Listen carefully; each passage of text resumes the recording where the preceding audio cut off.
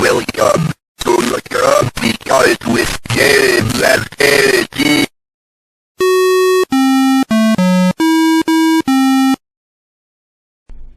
Hello, ladies. Oh, fuck. I wonder if that's too loud.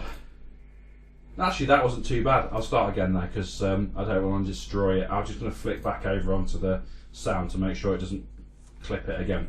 Hello, ladies and gentlemen. Welcome once again to The Grumpy Guide. My name is James. And my name is always going to be Adie.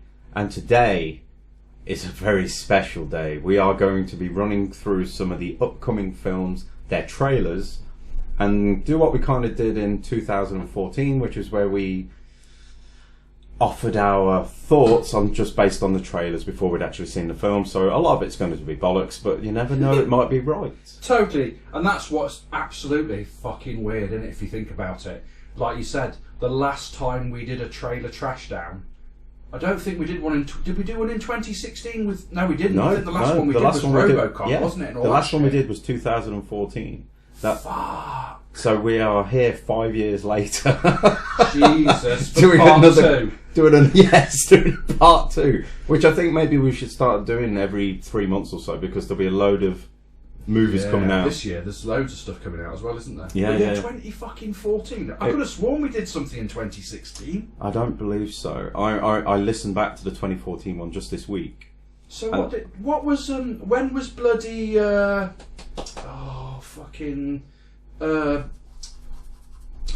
fuck that Keanu Reeves film with the samurai thing? That's the Was that 2014 one. 2014? Yeah, that's 2014, my friend. Jesus.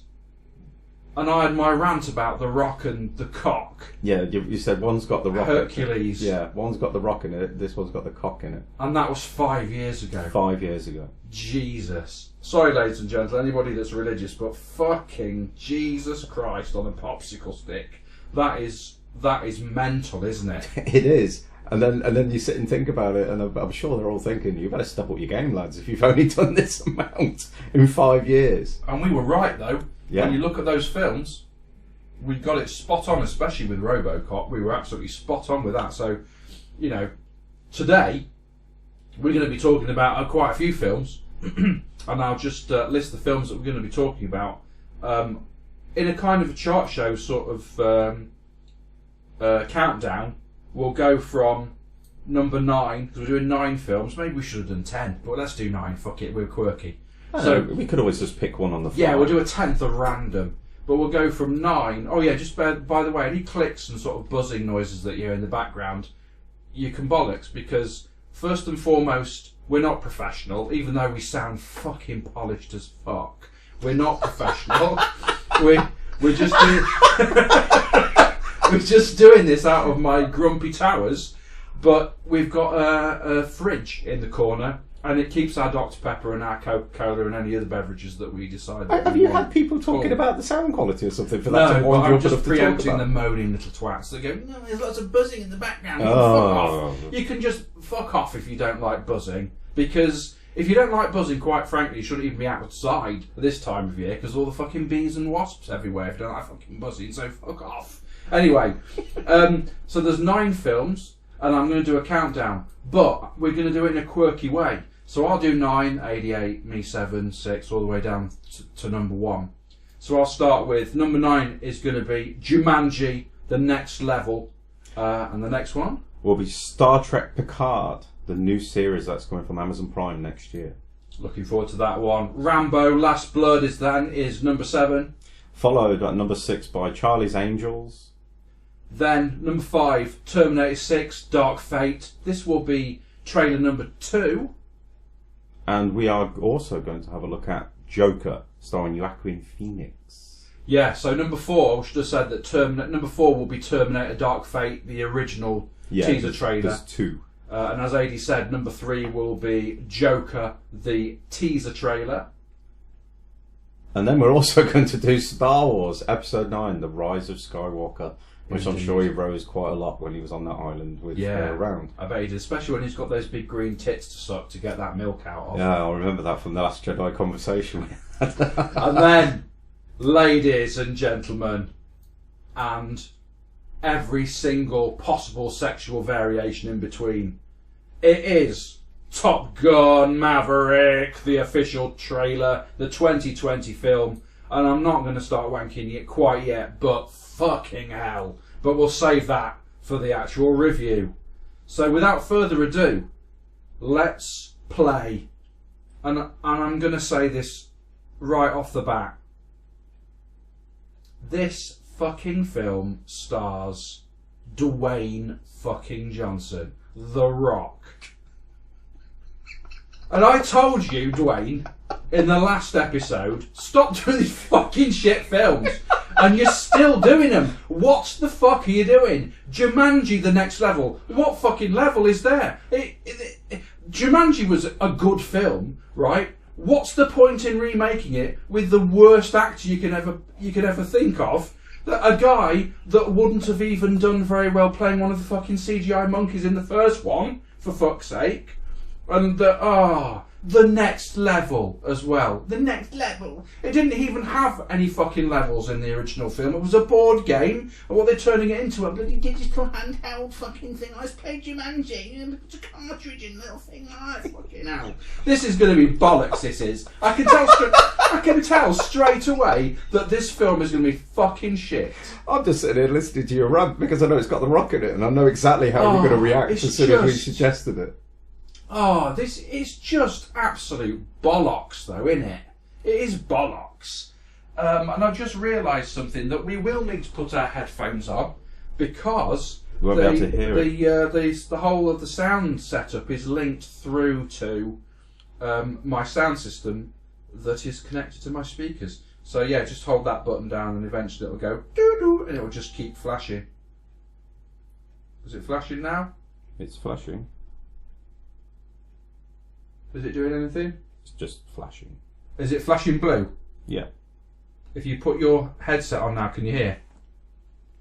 So if I say hello there, can you hear through that? Yes, I can. See, not only, like I said, are we polished as fuck here at Grumpy Towers, we've actually got all the technology, and we also sometimes know how to use it, which is useful. So well, you know how to use it. Well, I'm the most useless person ever when it comes to stuff like this. Well, we get by here. But anyway, let's play Jumanji: The Next Fucking Level. This is going to be bollocks, this is. Oh, here we go. Again, typical YouTube, we've got adverts, which I can now skip.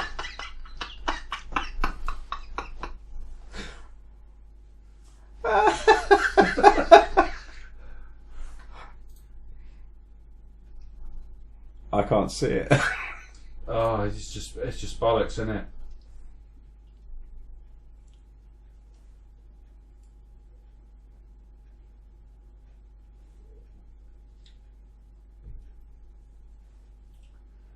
Is that Jack Black? He's in this movie. Oh, yeah. fucking hell. But now we've got Danny DeVito. Oh, fucking bollocks. Danny Glover. That little girl, the ginger girl, looks like a young Kirsten Dunst again, doesn't she? A little bit, yeah. I think they might have done that on purpose. She does look like her. Oh, here we go.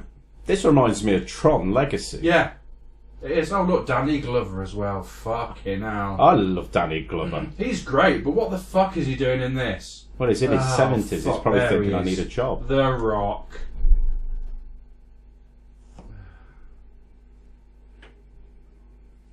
Oh, we in Florida is just sad, and Danny Glover's been sent back in time, so they look young. Yeah, but look at Karen Gillan. Yeah, I know what you mean. Yeah, I know what you mean. Hang on a minute. How come he's changed? How come everybody else changes in age, but Jack Black turns into a black guy? That's the idea of the movie, is that these are their avatars from the game, so they become those people. But they all look the same apart from Jack Black's character. That seems a bit shit. This Christmas, what? If you want to give somebody a shit present for Christmas, take them to see this fucking film. The silly thing is, as much as I hate movies like this, the first one did so well. Yeah. At $800 million or whatever it was. it was guaranteed that there was going to be a sequel. Should have been with Robin Williams, shouldn't it? Well, a bit too late, I think. Yeah. By the time they got around to making it, but this looks really rubbish as well. They've just made it too epic. You know, yeah, but you've got to it's up a the game, game, isn't it? Yeah, but each sequel has to be upped. You can't just let it tail off. I know, but you know, she was a bit Lara Croft. He was a bit Indiana Jones as well, cutting the rope. It's one of those, though, isn't it? When it comes to this type of thing. Yeah, this is.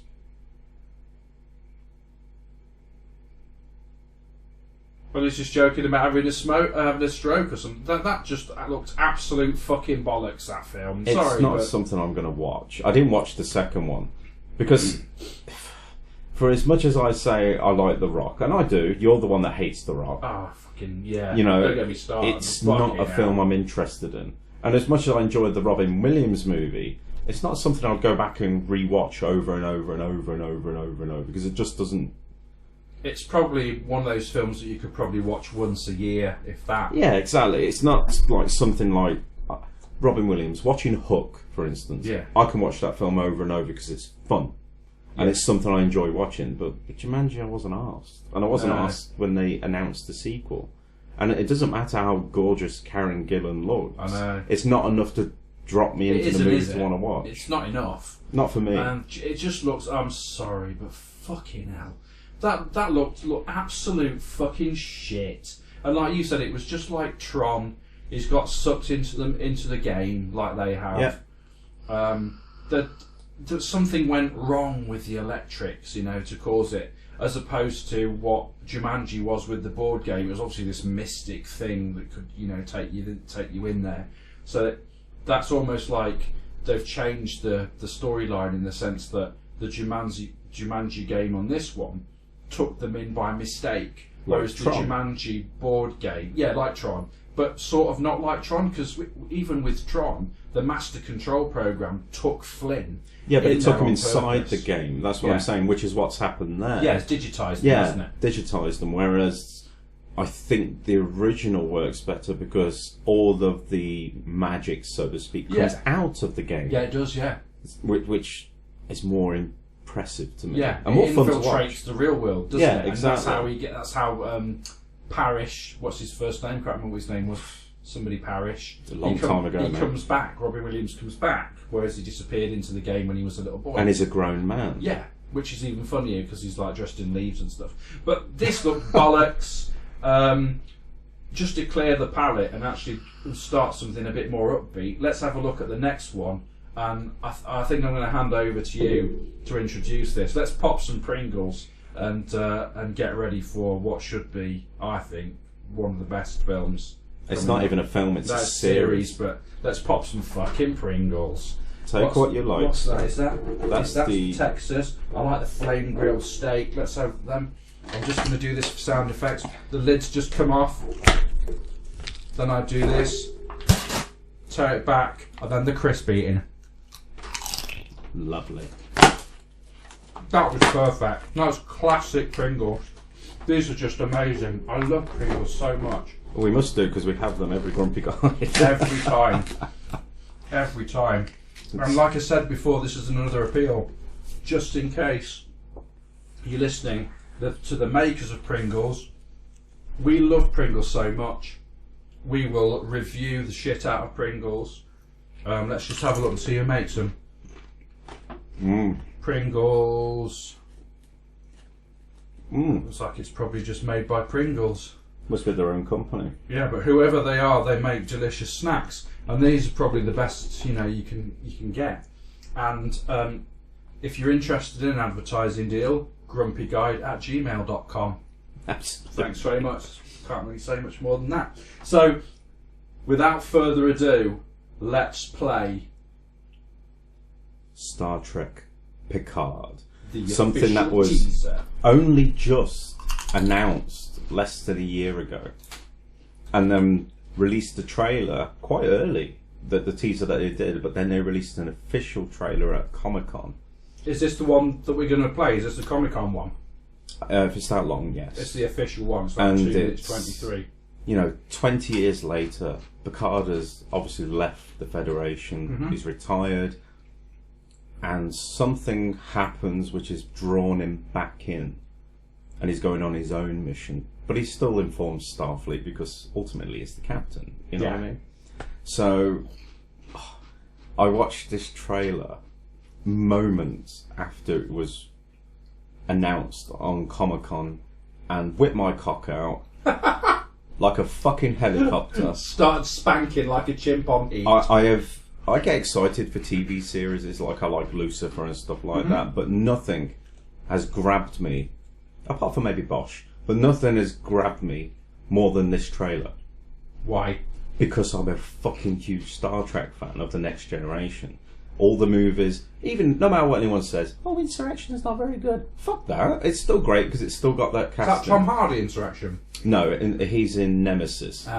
Which, even that one, people are like, it's not very good. I thought it was fucking great. I enjoyed it.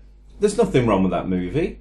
It's just people moaning because it's not what they wanted to see. And yes, it had issues on set, and you can tell. It looks like that film has a lot of scenes cut out of it that could expand on what they're talking about. At least I thought so when I was watching the movie. But nothing gets me excited more than hearing bum, bum, bum, bum, bum, bum, bum, bum, bum, bum. I agree. It's just quality. The theme's brilliant. Jerry Another thing as well Goldsmith is, what was the plot line of Insurrection? I can't remember. Just going to Pringle it up for a second, excuse me. Pringles, the greatest snack ever. Oh, God. Tingling when I ate it. Just incredible. Insurrection was that the Federation found out there were these rings on a planet called the Baku, I believe. Oh God, yeah. And it had regenerative properties. And they wanted to move the Baku off the planet. Is that the one where there's like the ship's invisible or it's underwater or something? That's the one. That's it. And Data, who's on the planet on a survey mission, found out about it. He got shot in the neck, which set his servos and all that other neuro shit off. Yeah. So he starts protecting the Baku. And then obviously they inform Picard and the Enterprise. So it's Insurrection on behalf of Data. Exactly. And then Picard kicks off as well when he finds out what's going on. I don't intend to let them do it, as he says in the movie. And it's just, I love it. There's nothing wrong with that. What they should have done is use fixed disk. Do you know why? Because that repairs corrupted data. Yeah, I think that deserves a badum. It certainly does. Probably going to be added in post-production. Yeah. Shittest joke ever. So, without further ado, let's watch Picard. Here we go. Look at that. Look at that. It's beautiful. It looks like sort of Italian sort of building, French. or Greek or French. French. French, of course. That will be Picard's chateau. Opening the curtain. There's his Starfleet badge. Little bits of data in a drawer.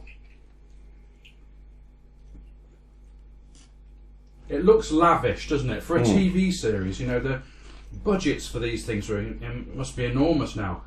You could definitely see the money's been spent on this show. I know it have to be. Otherwise it would fall on its arse. I mean, if you've seen Discovery, that also looks lavish. I've encountered a woman, she's asking for help, she's legging it. She's a little bit like Rey out of Star Wars. A little bit. I He can't still believe looks he's... good for his age though, doesn't he? I can't believe he's 79, 78. Amazing. Don't look it. He hasn't aged in the past sort of 15 years. No. Romulans, Vulcans? Yeah, look like it.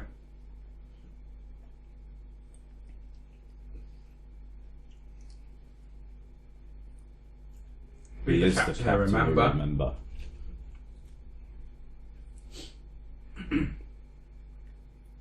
I mean, the colours look amazing as well. The palette, yeah, I agree. A little bit like in here, blues Yeah, and very reds. much so, yeah. Oh, she's Borg. The Borg. She's Borg. Jeez.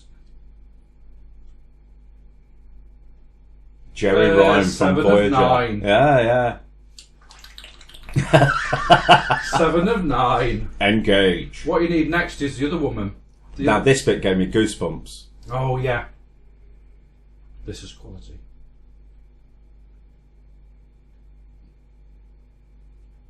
But what's up with this face? It looks fucked up. Yeah, it just... is it Brent prosthesis? Spiner, isn't it? Yeah, but is it prosthesis? Have they CGI'd his face? Maybe they've put some... I'm going to have to burp. Lovely. Brilliant that was. But you get that extra. That's free. Buy one get one free. It looks like he's got some form of prosthetic makeup, doesn't it? Because I guess Brent Spiner must be in his late 60s now. Mid-60s maybe. Yeah. So I'm guessing that Data can't age, so Exactly. they've got to do something to him. Yeah, but you could argue that he's been damaged, so maybe the aging process has occurred. But I don't think they'll do that. Could they not have just built that in and just said, look, he was something, maybe just like the tissue that covers his face and his body has aged because it was damaged when he was shot. I see the thing is, when it comes to Data, he's always tried to aspire to be more human, so I can't help thinking he would have aged his skin anyway in some way, so it looks like he's getting older. Yeah. Do you know what I mean? Yeah, or creator. Gino's a creative guy. He's a genius, in fact. Being able to have developed some sort of skin culture in a lab that ages like a human. Yeah. And that is like, he just changes the skin every few years so that he's aging like a real boy. You know, that's that sort of thing, isn't it? Yeah, I mean, I that was a surprise too, because nobody knew that Brent Spiner was in it. Oh wow!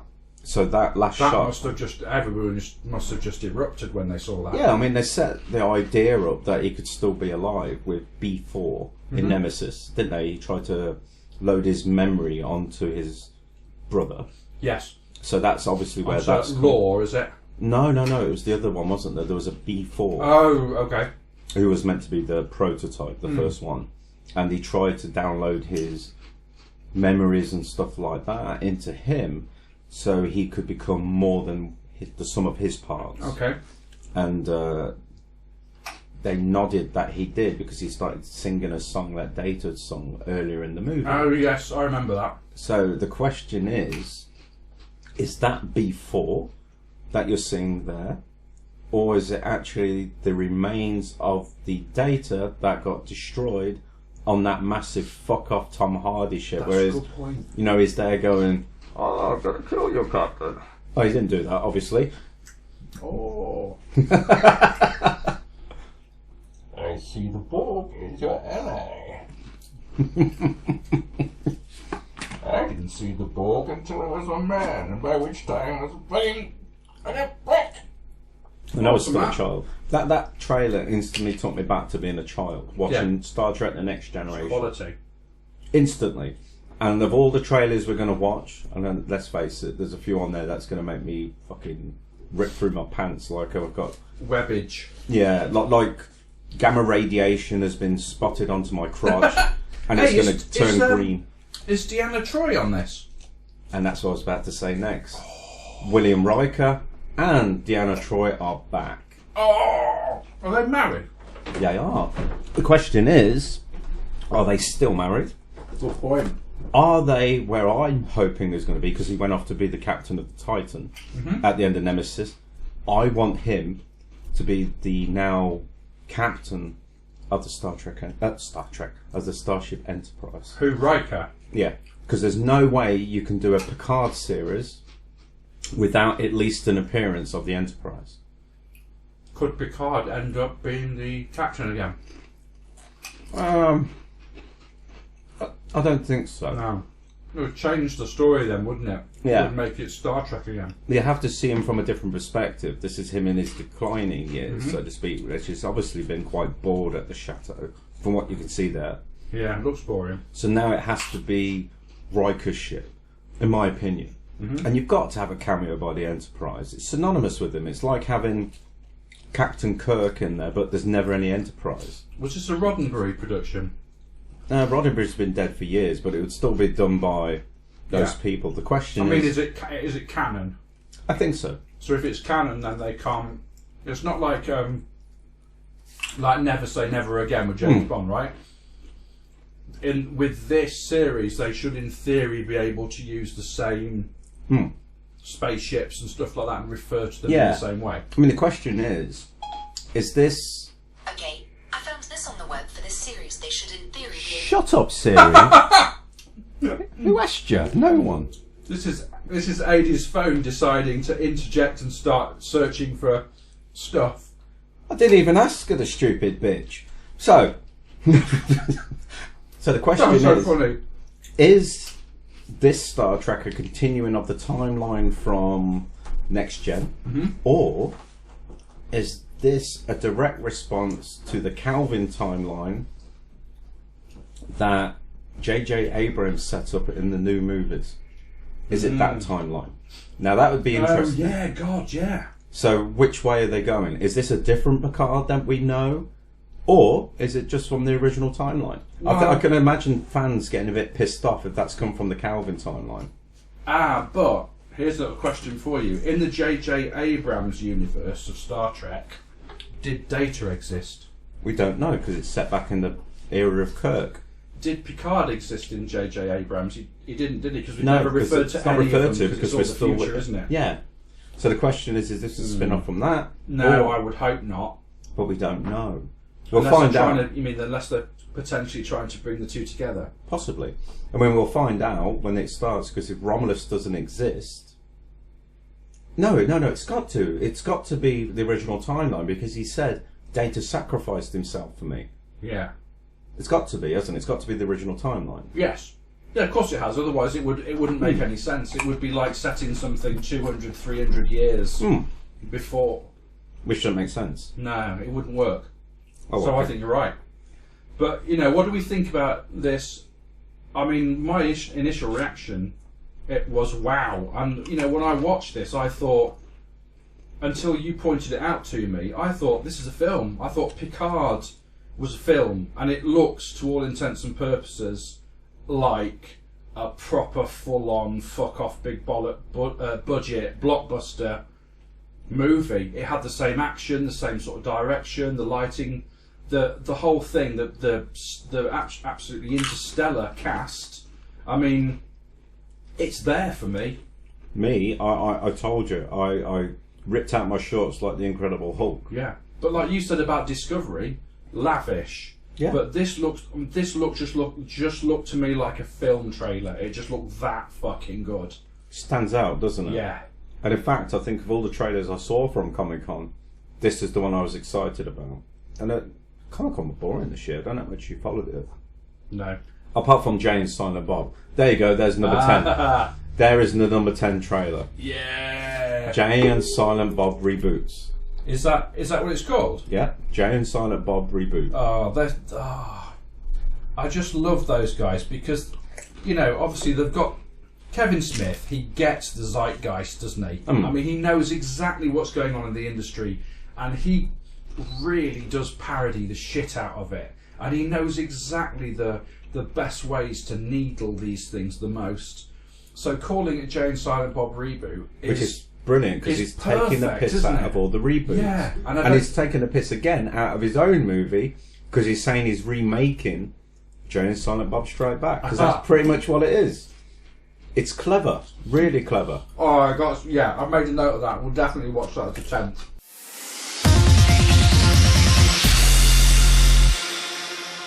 Hey, yo, Mick, I'm listening to the Grumpy Guide. So, let's move on to the next one. The next one is Rambo, Last Blood. Now, obviously, the first film was called First Blood. Exactly, which is there's obviously a cap on the character, but the problem is, and I can see this happening because he has a habit of doing it, Stallone.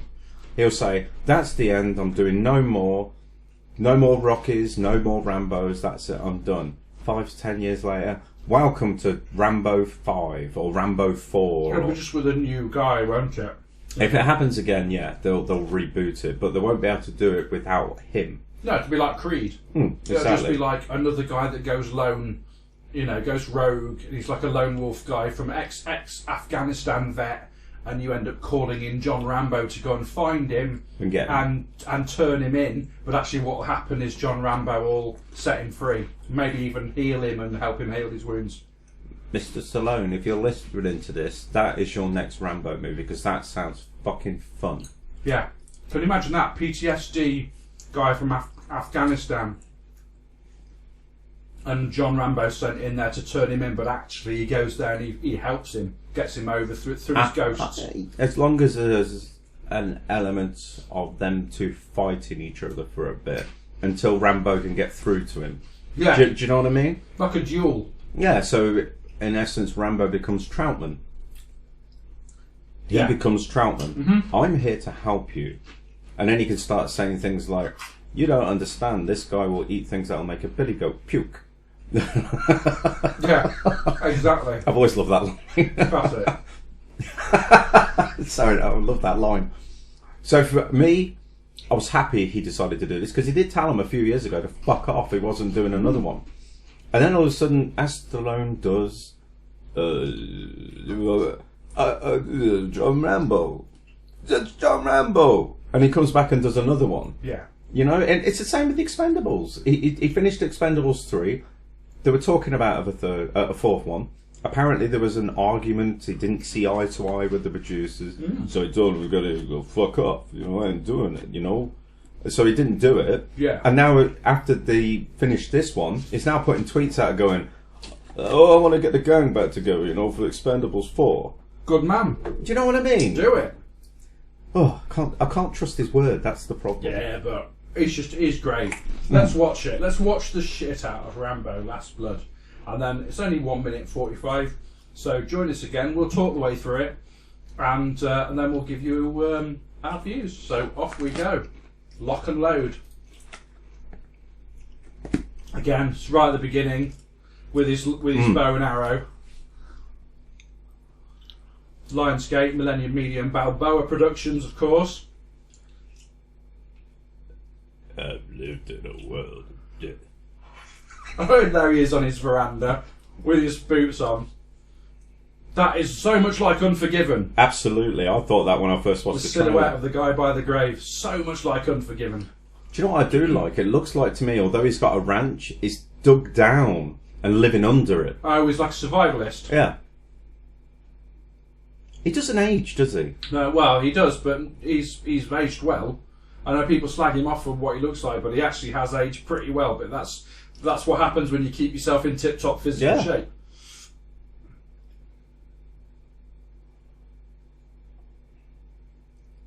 Oh, he's picked a fight with about 200 bullets.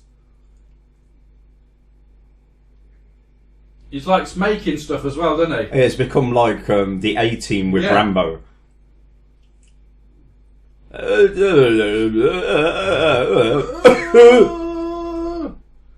Look at that. There you are. It's a bit like an adult version of Home Alone. And look, very much so. Isn't it? Can you imagine if Kevin McAllister grew up like that? Yeah. You had enough? Or are you thirsty for more? That's what he says. The question is, for me, the last Rambo movie was stonkingly brilliant. A very apart from when he gets the 50 cal, but it's a very realistic style movie. Exactly, yeah. It's just to me, that quality. seems like a bit of a throwback to more like a Rambo 3.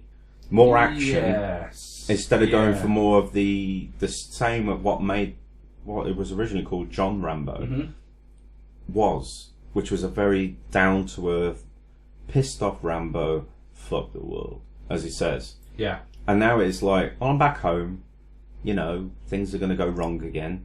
And now he's like, John Rambo! Exactly, Yeah. and he puts it across so eloquently as well, doesn't he? Yeah. When he says that. I mean, you couldn't. I mean, it's worthy of Cocteau, Kierkegaard, and Descartes. Some of the stuff that he comes out with, the quotes are amazing. Like the one that you just said. I mean, it's just it's incredible. I think to be so. honest. And Philosophically, and it's perfectly sound as well, philosophically. I had fun saying it. Exactly. I have to say. And it gave me goosebumps as well, because it just is so fucking meaningful as well.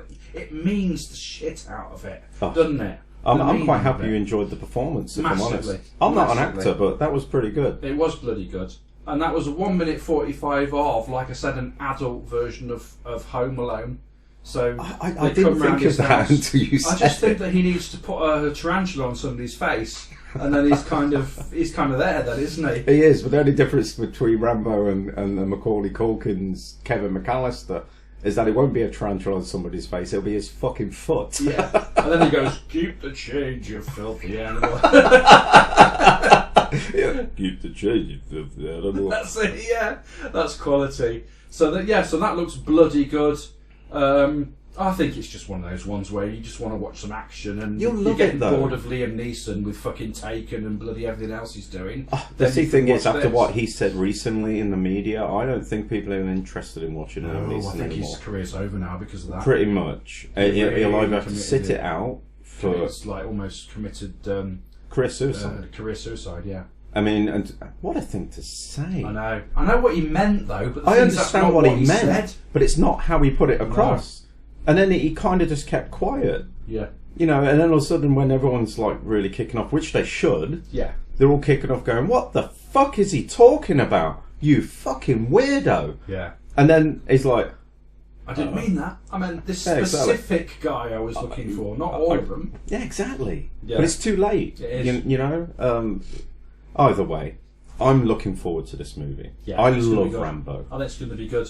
And you can show quite a lot in 1 minute, 40 seconds-ish, because obviously you've got some idents and stuff at the beginning. That kind of conveys what promises to be a real, action flick. Excuse me. But it doesn't really tell you any of the storyline. No.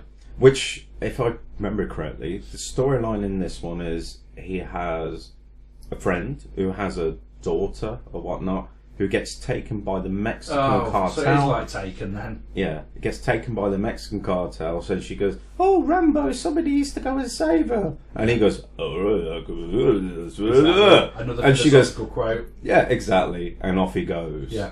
He obviously meets the cartel in that shot when they're all surrounding him. Yeah. You know, they're all there going... That looked like a pretty big fuck-off gang, didn't it? Yeah, but he's Rambo. Who the hell's going to win? Told you before, if it was the Predator versus Rambo, Rambo's going to win. Yeah.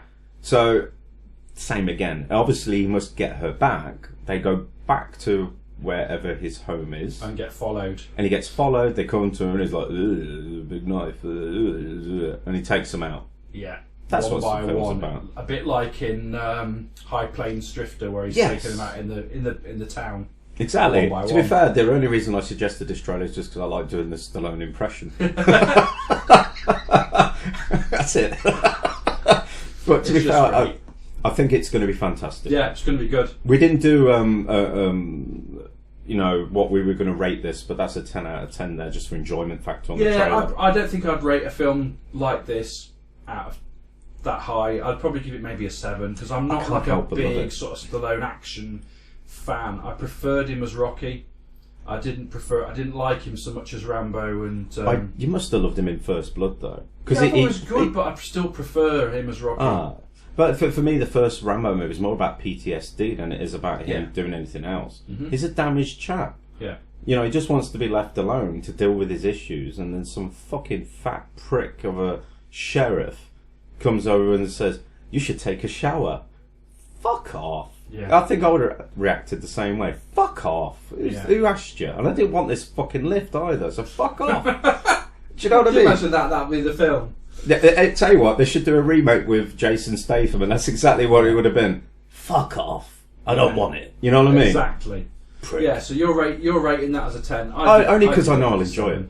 I give it like a 7. Only because I know I'll enjoy it. Picard, 9 for me. 10. Jumanji, fucking minus 6,832. I will give it 1 point just for Karen Gillan. Oh, okay, I'll give it 1 point. I'll give her a 1. So let's move swiftly on.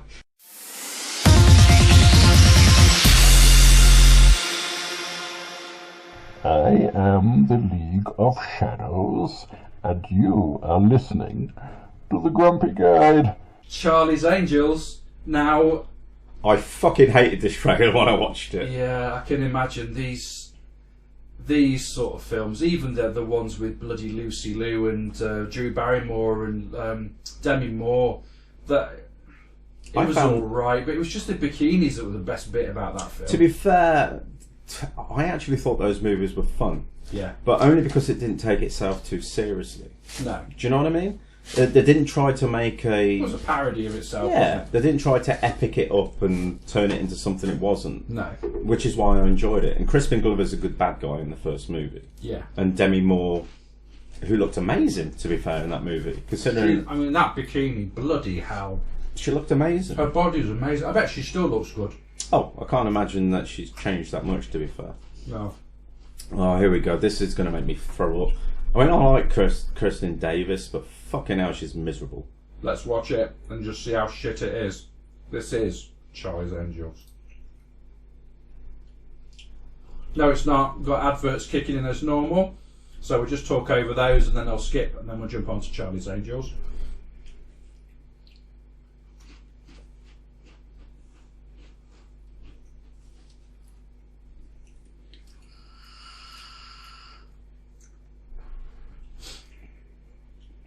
She's strangulating some Japanese or Chinese guy.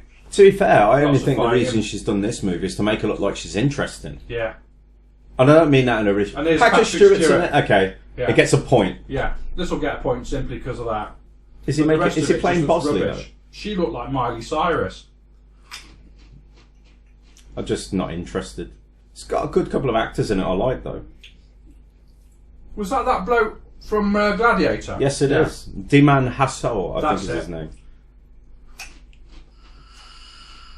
No, this is just too outlandish. This is plastic. Elizabeth Banks directed this.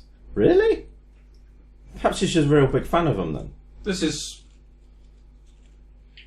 basically what this is explosions, fast cars, girls that are like those influencers from Instagram, and modern fucking hip hop music, and everything's pristine and clean and perfect. Yeah, I mean, the only thing I would say is she is generally a good actress. She really is. Kristen Stewart, if you watched her in some of the stuff she's done, Yeah. superb. I will never knock her acting ability, but she looks really... maybe it's our perception of her, of what's said in the media. I think she's just, she's obviously chosen this just to keep things going and keep her face on the screen, earn a bit of money. Maybe, yeah. Or maybe she's just trying to spread out again. She did what Robert Pattinson I'd love to see her did. spread out. Maybe she's doing what Robert Pattinson did. Went off into indie world for a bit to shrug off Twilight. Yeah, possibly. I think she had to though, because when it was that big thing about her fucking the director of that movie when she was dating him, Yeah. she had to lay low. I think she was probably told to lay low. Yeah, she probably was. She's been doing enough laying anyway. It just looks... Well, that sort of hi-ya stuff, it's just... I have no issues with action and stuff like but that. this is just like plastic, bloody... It looks like a TV show. Yeah, and it's like... Oh, good morning, Charlie! Look, Miley Cyrus. I said it looked like Miley She's Cyrus. not in it. She's not in it. And Lana Del Rey as well. She's not actually in the film though, is it? It's just music. I don't know. I think it said or did it just say featuring music by? Yeah. By Ariana Grande.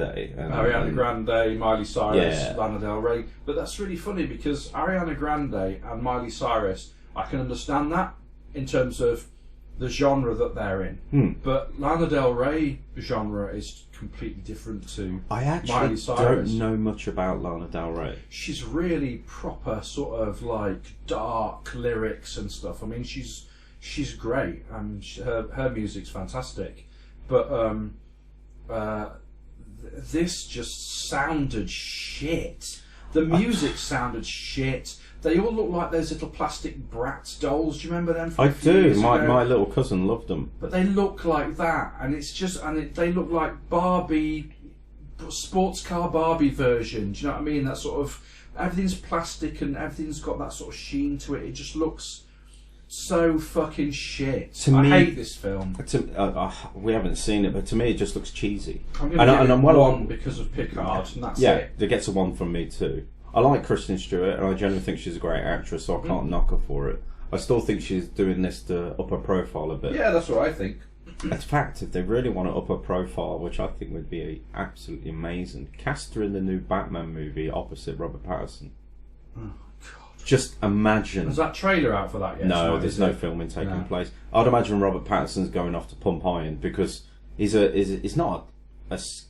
quite skinny. Yeah, but And he's if- not even a great actor. Nobody is. If He's you watch, not. I've watch, seen him in Harry Potter. He was fucking shit. he was young. You know, he was young. And he was that twat in Twilight Now, as well. That that's- fucking sparkly prick. Yeah, now I don't like Twilight either. Hate You know, those my films. ex-girlfriend. So shit. My ex-girlfriend dragged me to see that movie. The second one. I don't know what it's called. and- fuck and- knows. And during the movie, it wasn't him who did it, but somebody else.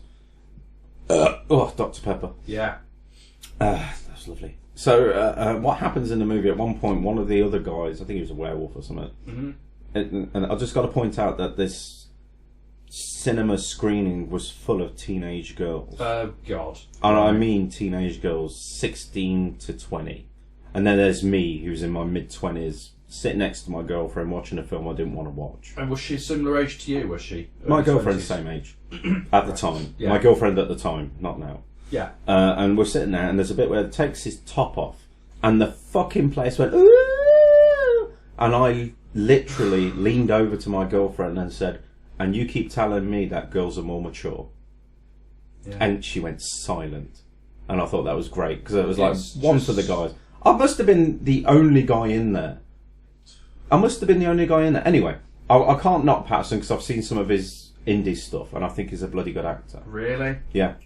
His indie stuff. There's a film coming out soon with Willem Dafoe Okay. called The Lighthouse that he's in. Right. Stunning performance. So Right. when they cast him as Batman, and I love Batman, we all know I love Batman. I Yeah, sat, yeah. I Batman sat is done and right. looked at him, and then looked at some artwork that Boss Logic. If you've ever not seen his work, you should. He does some brilliant manic work. You don't Right. give him run for his money, if I'm honest. But he does some superb work. Right. And he put him in the cowl, and I was like, I can see that. Cool. And now he just needs to go off and really hit the weights yeah, because yeah. he's a very skinny lad. Oh, he is, yeah. So I think he'll be good. I do. And then I would, just because I think of the comedy value, put Kristen Stewart in it as Catwoman because I'd just love to see his face. I just, I'm just thinking of what's her face, Alicia Silverstone in Batman and Batman Robin. and Robin, yeah. I actually think Michelle Pfeiffer and In Batman Returns. yeah, She looked good, but Alicia Silverstone's arse in you Batman still and you Robin. still haven't made that GIF. I'm surprised. I will do. And Anne Hathaway also brilliant in The Dark Knight Rises. She's got a nice arse as well. Anne Hathaway. I swear to God, that bit where she gets on the bat pod. Exactly. She does that on purpose. Bloody hell. It's almost like I know he didn't do this, but it's almost like Nolan going, "Yeah, okay, now do that again and push your arse out when you get on it." Yeah. Yeah, you know what she's I mean? got like a 20-inch waist and a massive round bubble butt, hasn't she? The interesting thing about that is there's no reason for her to do that. You don't see Christian Bale get on the bike and suddenly He push doesn't his do arse that. out. She has to because of because of opening up for Perverts yeah, unite. fucking hell. Yeah, fuck. Let's watch that clip. No, let's let's watch the next trailer. Oh no, we haven't given Charlie's Angels a We 10 did. out of We 10. did. We gave him a 1 because of Patrick Because Stewart. of Patrick Stewart, right? Okay. So combined, that's 2. 2 in it. 2. No, it's not getting any more out of me. I won't watch Yeah. that movie. Could I have another Coke from the cooler, please? You mate? certainly I'm a bit, can. Parched. It just this is the beauty of having a little Frigidaire in Grumpy Towers. We can just reach in and get what we need, and it's just there for just enjoyment, basically. So let's put that. There we go, Thank sir. you very much, my friend. A nice ice cold Coke from the Frigidaire. Don't forget we've got brownies and all kinds of things to get into, sir. as the evening goes on. We massively will as well. These I fucking love. You Oh, know, you used to yeah. make them when you was a kid. The cornflakes, I Oh. made them recently. Amazing. They're fantastic. Amazing. I love them. Cornflakes and chocolate. Beautiful. Now, before we get into the next trailer of Terminator Dark Fate, There's no backstory attached to this, is there? there's a little bit. The reason this is being touted as big as it is because it's the first movie since Terminator 2 where Jim Cameron is actually involved. Now Is he he's like not, an exec producer or something? he is, and I think he had a lot to do with the storyline. Right, okay. And he was probably the reason why Lyndall Hamilton. What's that fucking name? Well, she's changed her name. Linda Hamilton. I'm only drinking Dr. Pepper, everyone. It's not like it's full of fucking alcohol. That Linda Hamilton has come back, in my opinion. Yeah. And it's probably, I would say that's why Schwarzenegger came back, but I think that's bollocks. He did the last couple, didn't he, in some way or another. Mm-hmm. Yeah, I don't think there's been a movie that has passed in a Terminator where he's not at least appeared in some way or No, another. because even in the one with Christian Bale, Yeah. he's in there CGI. facially, isn't he? A CGI face. CGI, yeah. Now the thing is that he's obviously playing a T-800. We know this. Yeah. We can't play anything else, can he?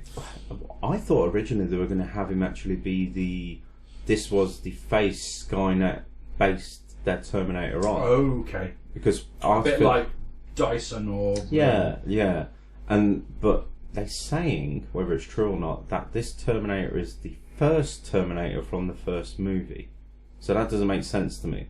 The first Terminator. It said the first Terminator from the first movie. It Because can't be the first Terminator. that doesn't make sense, does it? So I'm sure I read that somewhere. I might be getting it wrong. 'Cause Viewers the will be first- out there tell me. The first Terminator from the first movie was a rudimentary robot, wasn't it? It was, but Kyle they- Reese explains that and says that later on they made them more human. They can be reprogrammed. So you see it actually in the extended cut on Terminator 2 that they Right. take the back of his head off and pull out the chip and Oh, the reset chip, it yeah. so he can start learning. Mm-hmm. Oh god, Dr. Pepper's getting to me Yeah. today, mate. I think burping's becoming a thing on the Grumpy Guide. Yeah. You have to though. It's a natural thing and it's perfectly acceptable as well. So the question is for me, because the other big announcement is that John Connor is back, and it's Edward Furlong from Terminator 2. Whoa! It's the original guy. So the question is this Terminator, did John send back another Terminator reprogrammed in exactly the same way as the one from Terminator 2 so he could be around? But they've just, if they're saying that this is the first Terminator That's from what the first doesn't make film, sense then that's to the original one that John Connor sent back. So what's happening? Oh, no, anyway, no, I'm lying. The first Terminator was the bad guy. was the bad guy, so that's the one that Skynet sent back to kill Kyle And it's Reese also and to kill Sarah Connor. which is also the one Cyberdyne studied. Yeah. With the arm. Although people say that, there was still more than that left because there was bits of that Terminator blown up all over the place. But we only saw the arm and the chip. What was the one where he says that it's a T-800 Cyberdyne Systems Model 101, wasn't it? That he Terminator says? 2, he says it. Yeah. Terminator 2, where they expanded the storyline. Yeah. I guess we won't really find out what's going on until we see the movie. But it'd be interesting to see the trailer. We've got 2 trailers to watch. There's one Yeah. that's 4 minutes long, which I don't know if that's the one with the behind-the-scenes footage on. That's trailer 2, so it's- maybe we should watch trailer 1 first. Yeah. Which is number 4 on the list, and then we'll jump to number 5 Yeah. and kind of switch them a little bit. Because I know the trailer they released for Comic-Con has some behind-the-scenes footage on it. So maybe the Dark Fate trailer 2 is the Comic-Con one then. Okay, so let's have a look at Terminator Dark Fate. What do we think of the title Dark Fate? There's no fate for what we make for That comes from ourselves. T2, doesn't it? It does. There is no fate for what we make for ourselves. So that's the connection. The fact that Linda Hamilton is back as Sarah Connor. I love the fact they're ignoring the fact that they killed her off in the third one. That made no sense to me. Yeah. And in such a way, what was it, cancer she died of? Just something like that, yeah. That was such a I mean, without any disrespect to anybody that's got cancer or lost anybody from cancer, you know, we're talking about film here, so we're not commenting on cancer itself. But what I'm saying is that to use cancer to kill off a main character in a very important storyline seems like a bit of a cop-out because they didn't really want to explore Or or expand on her story. Most likely because she said, no, I'm not coming back. So they wrote her out the film. You'd think they would have written... The thing is, and another thing, I suppose, is that if they tried to write her out of it and said that she was killed in action, fans would be saying, well, we've got to see her last stand. Yeah, because Sarah Connor is the... Let's face it, in the second one, she becomes the ultimate soldier. Well, she's also the mother of the future as well, isn't she? The fact that she gives birth to John Connor, who then gives, is the leader of the uprising against the machines and taught them to smash them and all the rest. The whole thing is Ouroboros because it's a big circle. Yeah. He creates himself in essence by sending back Kyle Reese. Exactly. Yeah. So by sending Kyle Reese back, he knows that his father's going to die, but he knows that he has to send Kyle Reese back in order for him to live in the past, in order to survive in the future. Which is it's why really bizarre. Yeah, but that's why Genesis doesn't work because it survives. Yeah. Yeah, and Jay Courtney as Kyle Reese. Fuck off. Yeah. It was too muscly for Kyle Reese. Yeah, it was. Do you know what I mean? And the only person that's done Kyle Reese any good, apart from Michael Biehn, because the guy's a genius, was actually in Terminator Salvation, where they cast Anton Yelchin. Mm-hmm. Yes. Who actually does... He was brilliant. He does a fantastic impression. Of a young Sean Bean. As a young Michael Biehn. Michael Biehn, not Sean Bean. And R.A.P. to him, that's fucking shocking. I know. You know what I mean? But crushed by a car, wasn't his he? own car, I hear. Bless him. He had such a bright future. And he was in the Star Trek films as well. Yes, he was as Chekhov. Yeah. Who does a brilliant impression. He does. Friedrich Victor He's brilliant, and it's such a massive loss. It's so tragic. Yeah, absolutely. Real promise. That was another actor he was another actor, similar to the likes of people like River Phoenix, Brandon Lee. These people that show real promise early on in their career, and then some twisted turn of fate then just rips him away from life. I hate to say it, a dark fate. Yeah, it's just terrible. I mean, look at people like James Dean as well. It's happened to so many. Yeah. So it's just it's terrible. And even if you argue that River Phoenix's was misadventure on his own behalf, you could still say, look, come on, this is still another guy who had a huge talent that sadly died. People. There must be thousands of actors and actresses who have done dodgy stuff in the past and lived. Yeah. And unfortunately, River Phoenix didn't make it. Yeah. Who was the other guy that died at Viper Rooms? John Belushi. Was that? That wasn't at Viper Rooms though, was it? No, but he did the same cocktail of drugs. Yeah, but somebody else died, or somebody else had. Was it Jason Donovan that went to Viper Rooms? He's not dead. But he had like an overdose at Viper Rooms. I don't know. Yeah. Jason Donovan? I think it was Jason Donovan that had like a drug OD at Johnny Depp's Viper Rooms. Did Kylie stop talking to him or something and he got upset? No, I think this is years later. But I might be wrong. I'm sure there's another actor that had a similar experience at Johnny Depp's Viper Rooms, and maybe I'll Google it in a minute and make sure that I'm not libeling somebody. But I'm sure there were two people, one River Phoenix and the other I think was Jason Donovan, who was then taken away, rushed into hospital and died en route and was resuscitated. I'm pretty sure that's what happened to him. But anyway, let's have a look at the Terminator Dark Fate, the official teaser trailer, and then we'll have a look at trailer 2 if we can be bothered. It's like 4 minutes, so maybe not. Maybe we'll just look at the official trailer. So off we go. If we get adverts, then you won't hear it anyway, ladies and gentlemen. Only we can hear it. But we'll tell you if we've got a little bit of shitty time with adverts before the official trailer kicks in. And then we'll give our commentary as normal. Oh no, straight into it. So straight in. Use the same font as the films, a slightly up-to-date version of the font. I like the opening with the rolling road, which was the end of Terminator 2. You can tell it's got the influence of Cameron behind it. And with a director like Tim Miller, who did Deadpool, who's a very brilliant visual director. Yes, he is, yeah. I'm not too sure what to make of this new Terminator yet. The actual Terminator itself. It just looks like a mixture of the Kristanna Loken version. Yeah.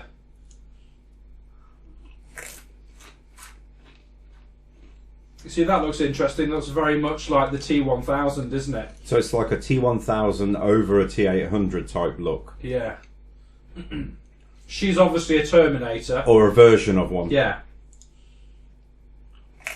That looks like the T800 endoskeleton.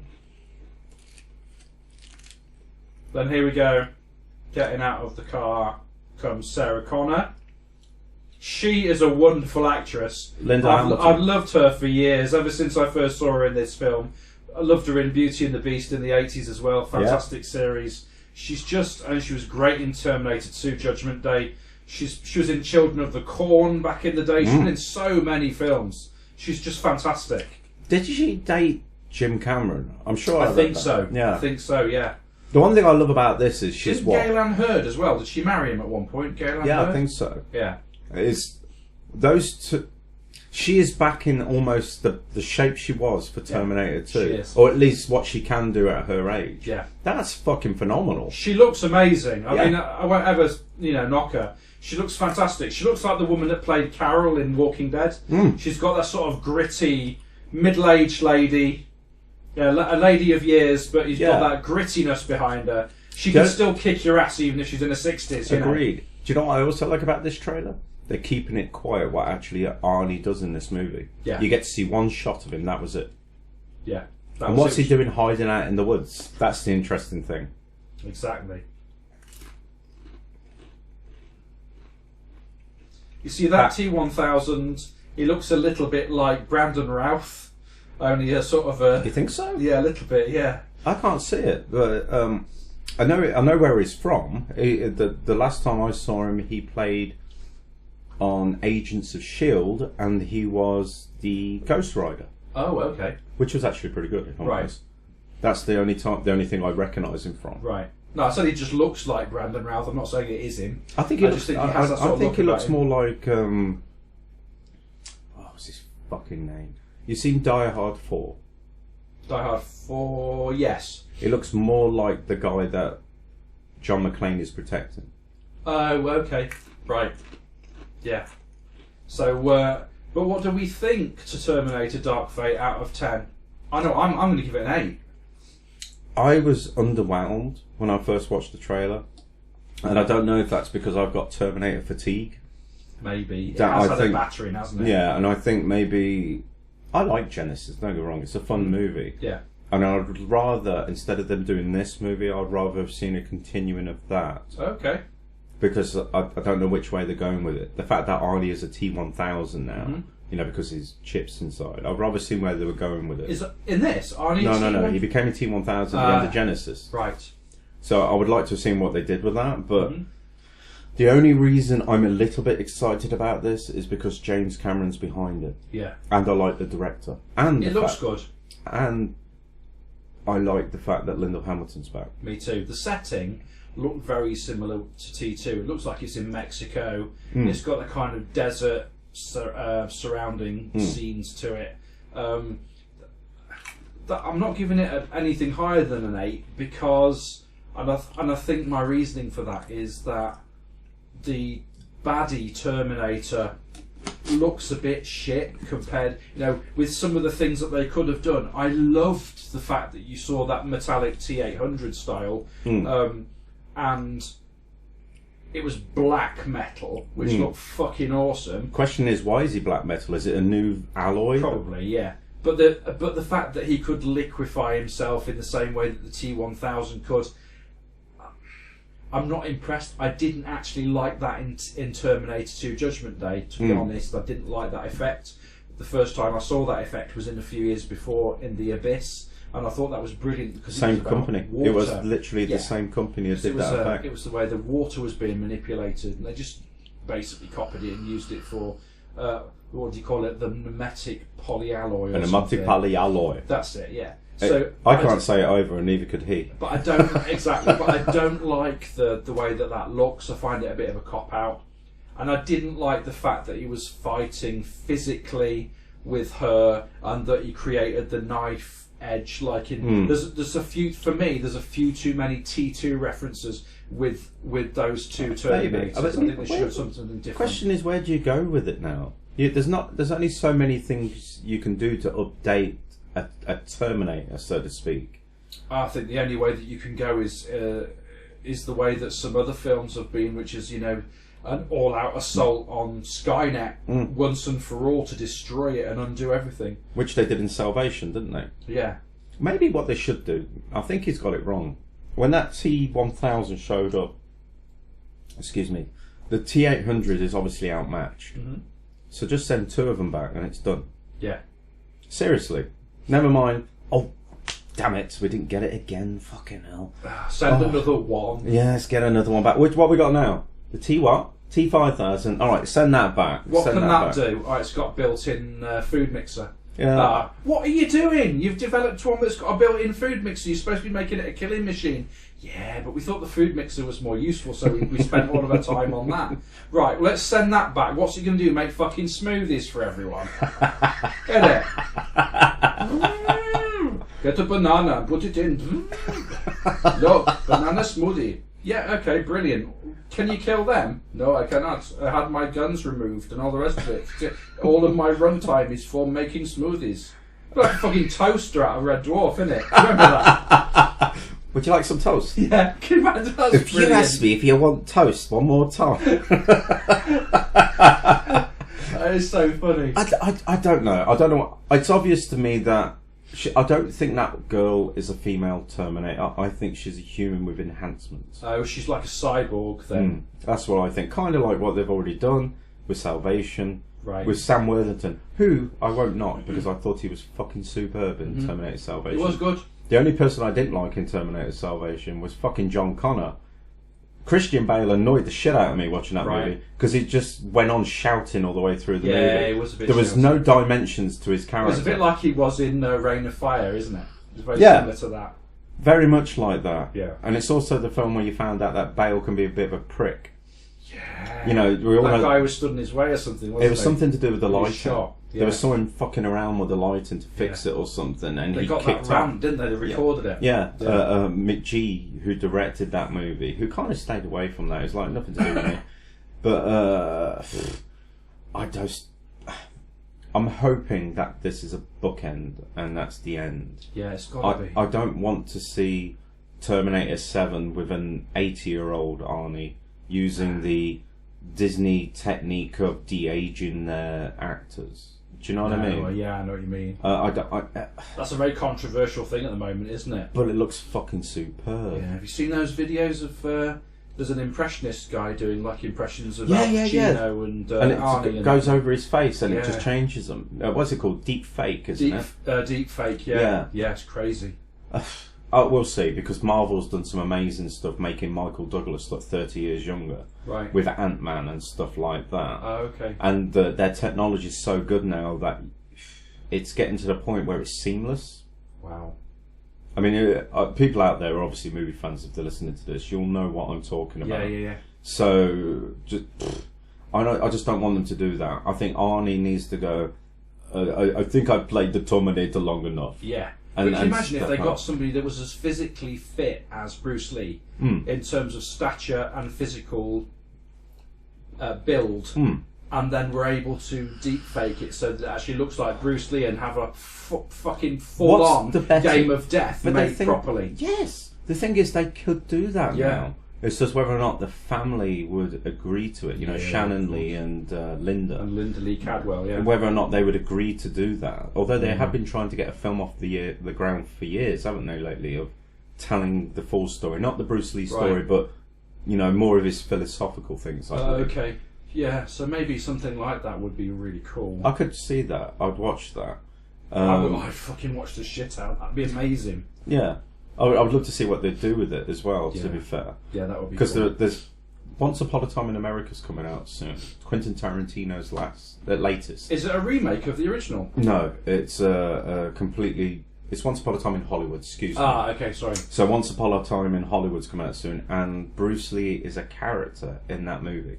Whoa, I it don't know sounds if- to me they're going to use that technology then. I don't know. The actor they cast for it looks superb, Oh, really? and he does. It's in the trailer. Does he look like him? A little bit. Is it on the trailer on here? Yeah, the So what's it called? trailer. Once Upon a Time in Hollywood. Yeah, Once Upon a Time in Hollywood, which looks pretty good. Brad Pitt, Leonardo DiCaprio, Kevin We'll have a look at Smith's, those. We need to look at those and talk about them definitely. Kevin Smith's daughter, Harley Quinn, is in the movie.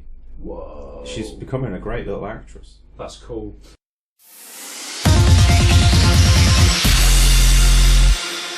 I just want to make her smile again, so I can make her listen to the podcast.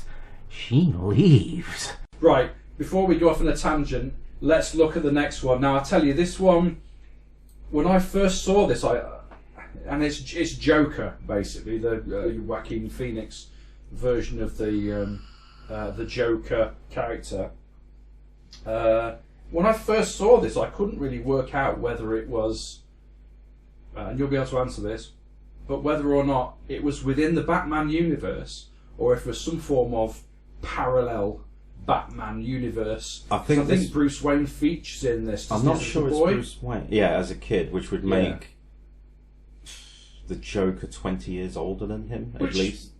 Which, or 30, I don't know how. Easily. Joaquin Phoenix must be early 50s? 50 some now. I mean, he was in Gladiator, wasn't he? Yeah, now it's like, what, early 90s? No, 2000, wasn't it? Yeah, so year 2000, 19 years ago. Yeah, and he must have been about 30 then. Early 30s, perhaps. Yeah, so maybe. he must be 50, 51. So that would make him maybe. That little kid looks about 10, so it might make him about 40 years older than. And on the TV screen it says Thomas Wayne, so he's still alive. His dad's still alive. I believe this is what they would call an elsewhere story, where it's the characters are in it, but it's kind of not connected to the in Marvel universe. It's so they're in the same universe, but a different kind of universe, like a multiverse version, I'd imagine. So does that mean that in this universe, Bruce Wayne's father doesn't get killed? Or it's before it does, because this is literally how he becomes the Joker. Right, so would they potentially make him the murderer of Bruce Wayne's father like they did in the Burton Batman? It depends what kind of license they're playing with the character. Because for me, and I know your thoughts on this because you told me already that you were a bit weirded out when you watched it. Yeah, I just thought it was a bit of an odd film. It's sort of an art house Joker film. And that's why I like it. Yeah, I mean, I think it's cool, but I just kind of looked at it and thought, I don't quite get it. I think the only person that could be really upset about this movie, because just from the trailer, Joaquin Phoenix is doing a much better version of the character than Jared Leto did in the DC universe. You know, he looks shit in that if film. it was up to me, yeah, of course you can, mate. Help yourself. Cornflakes time while Adie's talking about Joker. If it was up to me, and it's not, but if it was up to me, with the new Batman movie that's coming out in 2021, I would get rid of Jared Leto, because the guys it's just.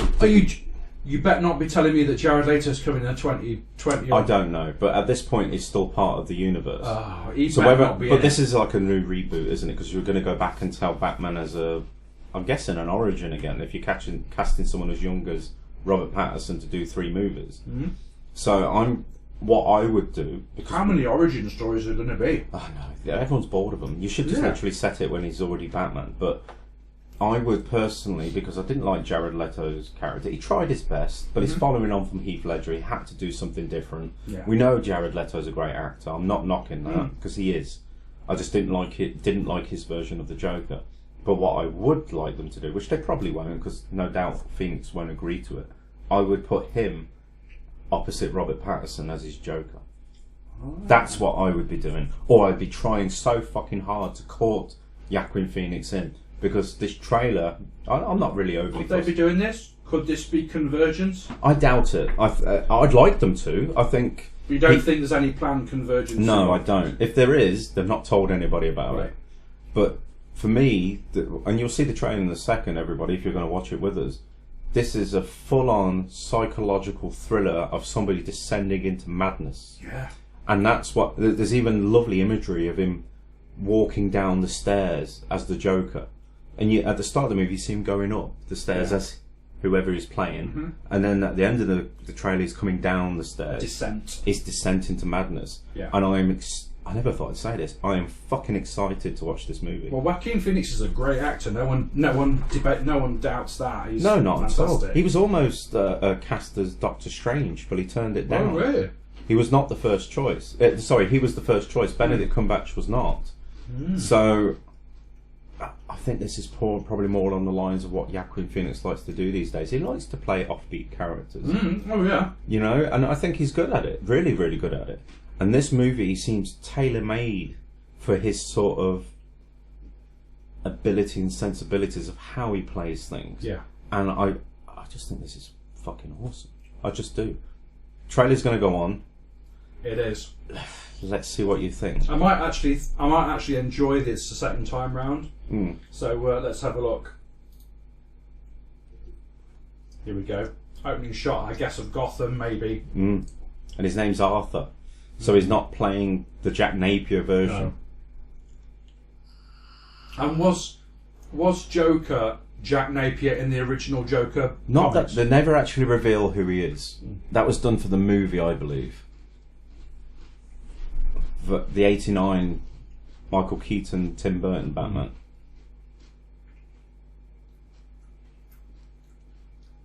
Looks like he was actually working, Yeah. dressed in that suit. Obviously, where he gets the idea from. Yeah. Look how skinny he got for it I as know. well. A little bit like the machine. Is it the Machinist? Yeah, with Christian Bale. Yeah. Ah. That And piece it of looks music. like it's set in the '70s. Yes, it does have that real. Clothing, Look to it. hair. Yeah. The colour scheme.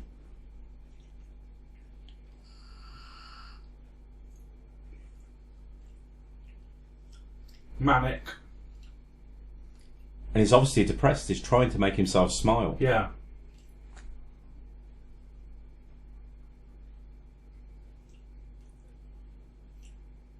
And also it shows him as being somebody who is vulnerable to start off with. Absolutely. And then I think it eventually decides that he's going to become... You see, the Joker, just because the Joker laughs doesn't mean he's happy. Exactly. He And is that's- fucking sadistic. Yeah. That was Thomas Wayne. Which is great because he talks about someone who hides behind a mask. Well, so does Batman. And that's meant to be Bruce Wayne. Yeah. Obviously takes the stand-up comedy. Yeah. Robert De Niro. Looking good. Yeah.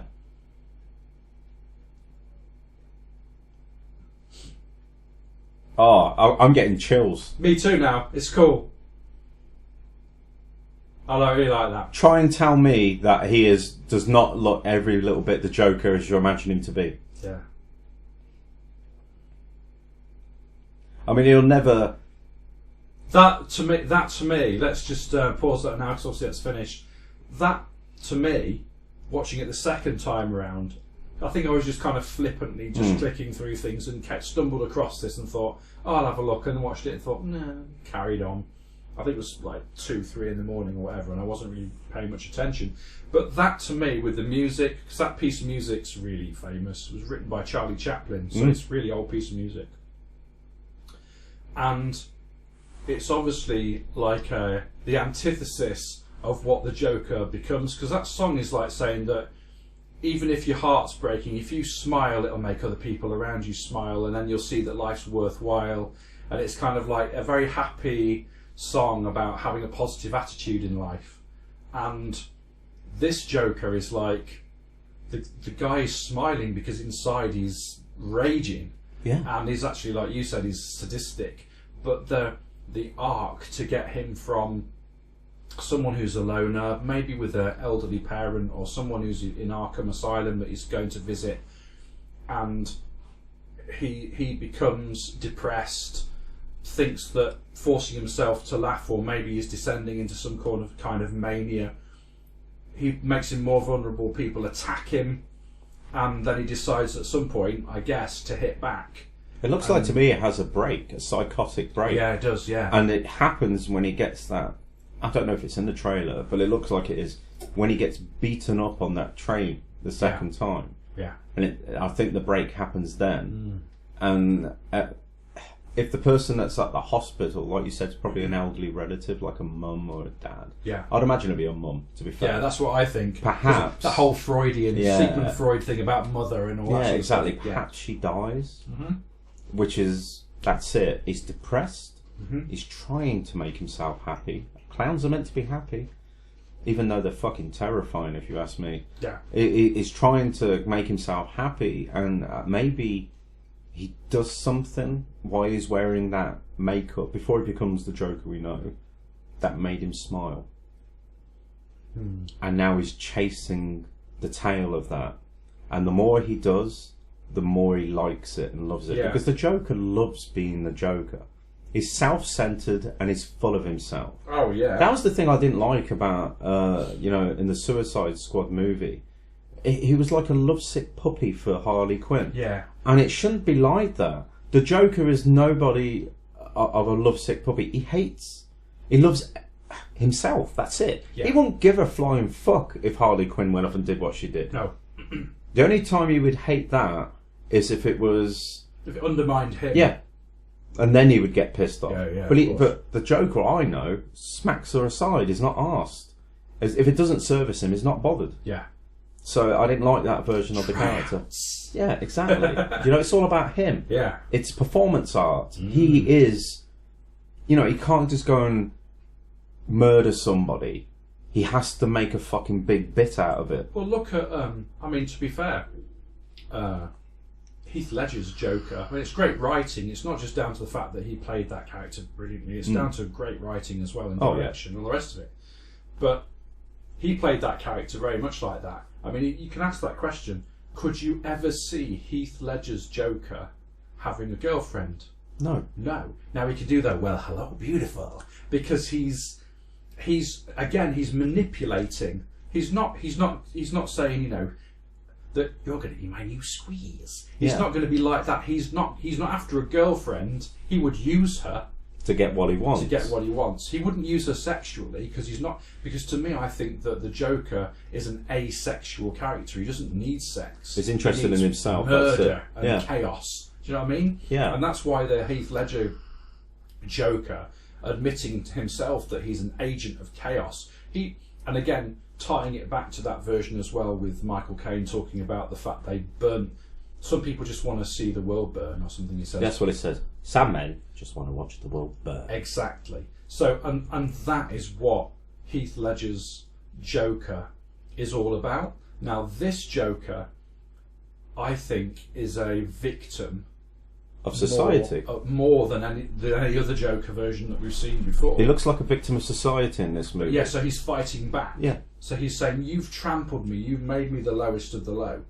But in that is a great strength, because now I have nothing to lose.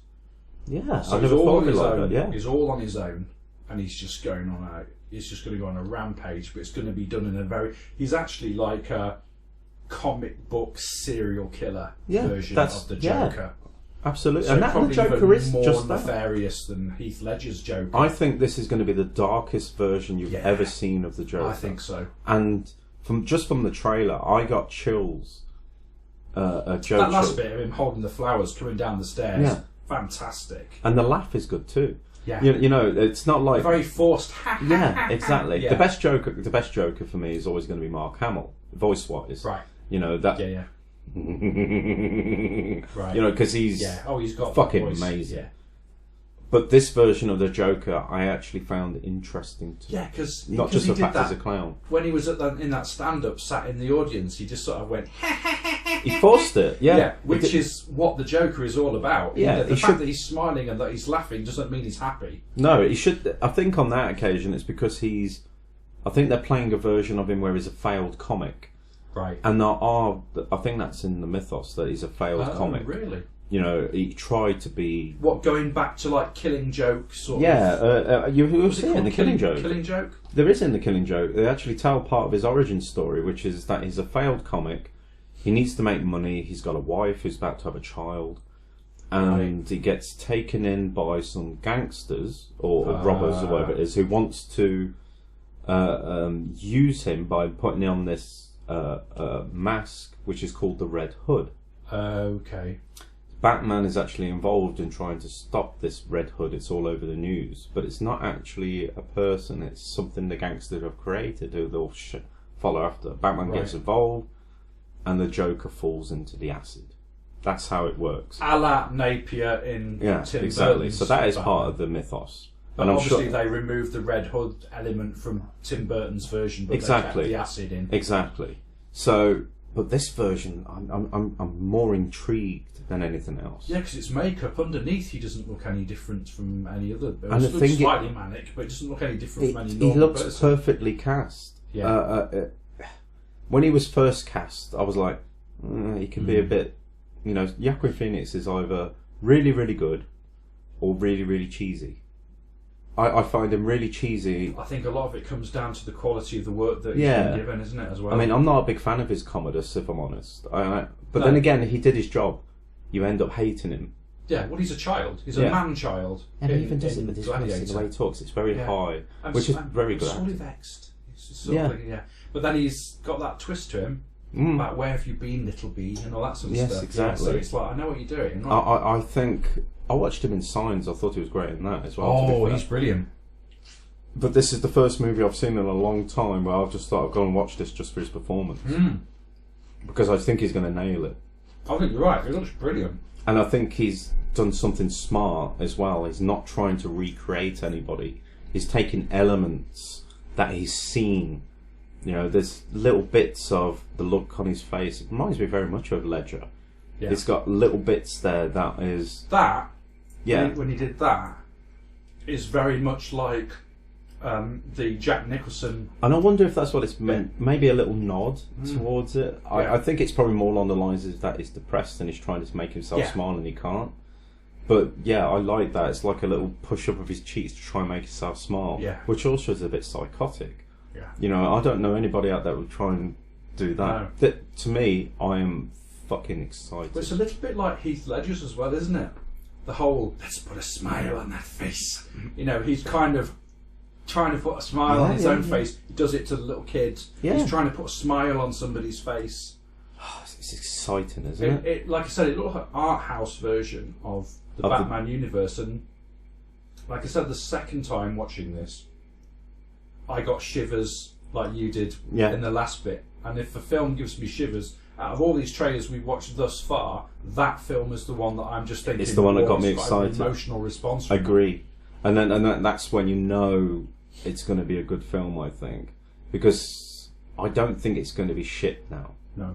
The trailer does not emanate anything from it that makes me think that movie's going to be shit. The great thing about this as well, though, is that the Joker is a serial killer, really. He's a psychotic. Yeah. He's a serial killer.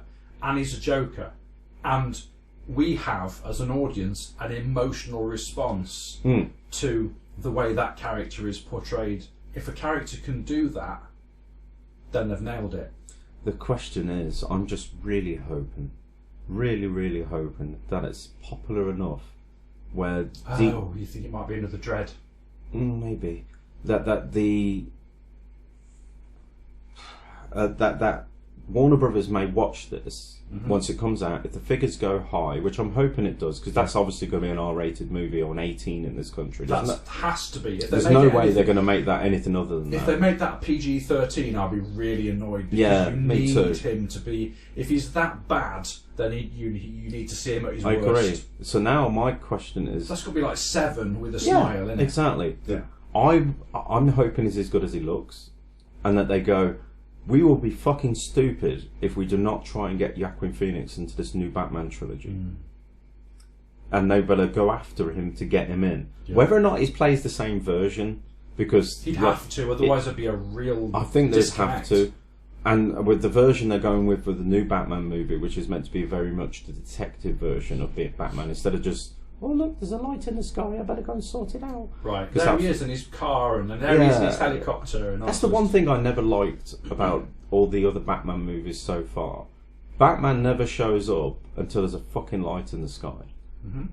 Apart from Justice League, Batman's out there every night doing what he does. Yeah, he just turns up kicking. Because that's what he ass. should be like. Yeah. He should be just He's out a there. vigilante. Yeah, he should be out doing that. And I Yeah. want them to make sure that this new Batman is like that. He should be out there every night on patrol. Well, doing- Bale's Batman was like that. But he wasn't. He had the signal for Gordon. He did on that occasion. He is out there, but only because he's working behind the scenes. But otherwise, he doesn't really show up. And Yeah, but I think that if you read between the lines with some of the dialogue about perhaps he's busy, and whoever he's talking to or whatever, yeah. you kind of, and also the fact that Alfred says to him about you've done so much to your body, you're sort of getting beaten up every night and stuff. So I think that you're supposed to assume that Bale's Batman is out there maybe trying to clean up the streets. I hope so. Because he does say you hammered them so much you gave them nowhere to go. And he's only hammered really 2 people at that point. Yeah, you don't really know what he's been doing in that time. And at the beginning of Dark Knight, I think it is, I'm not wearing hockey masks. That one. Yeah. That shows him out doing his shit without a signal. He's not doing that because Gordon's fair enough. I'll take that back a little bit. He's following the Scarecrow. He's following that gang and their deals and stuff. So I kind of think that Bale's Batman is out doing it, but he's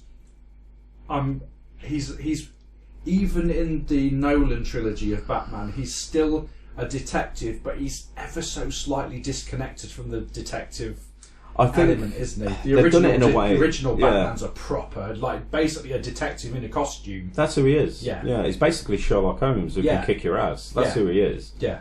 I think with Bale's version of Batman, the only thing that always let me down, although they kind of hint that he does know what he's doing, he just sort of gives it away to Fox to do.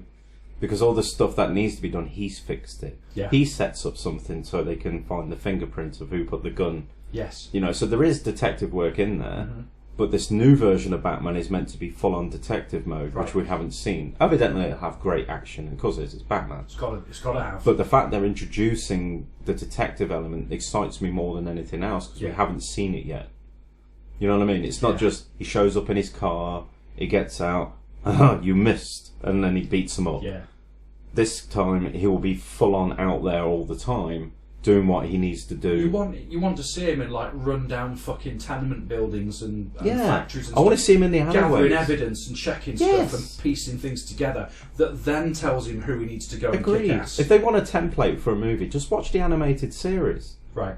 In my opinion, the animated series, to me, is the best version of Batman we've ever seen on the screen. Is that the whole sort of Mask of the Phantasm stuff? Right. That version of Batman. Just watch the series. They're 23 minutes long and they're better written than most of the movies they've released of Batman. Obviously not the Nolan trilogy, because that's fucking awesome. Yeah. But the other ones put together, it's much better. Kevin Conroy's Batman. Cool. You actually see him doing the detective work. There's action in there. He's being Batman. He's doing his backflips and all the stuff you expect him to be able to do. He's using gadgets, but he's ultimately the detective.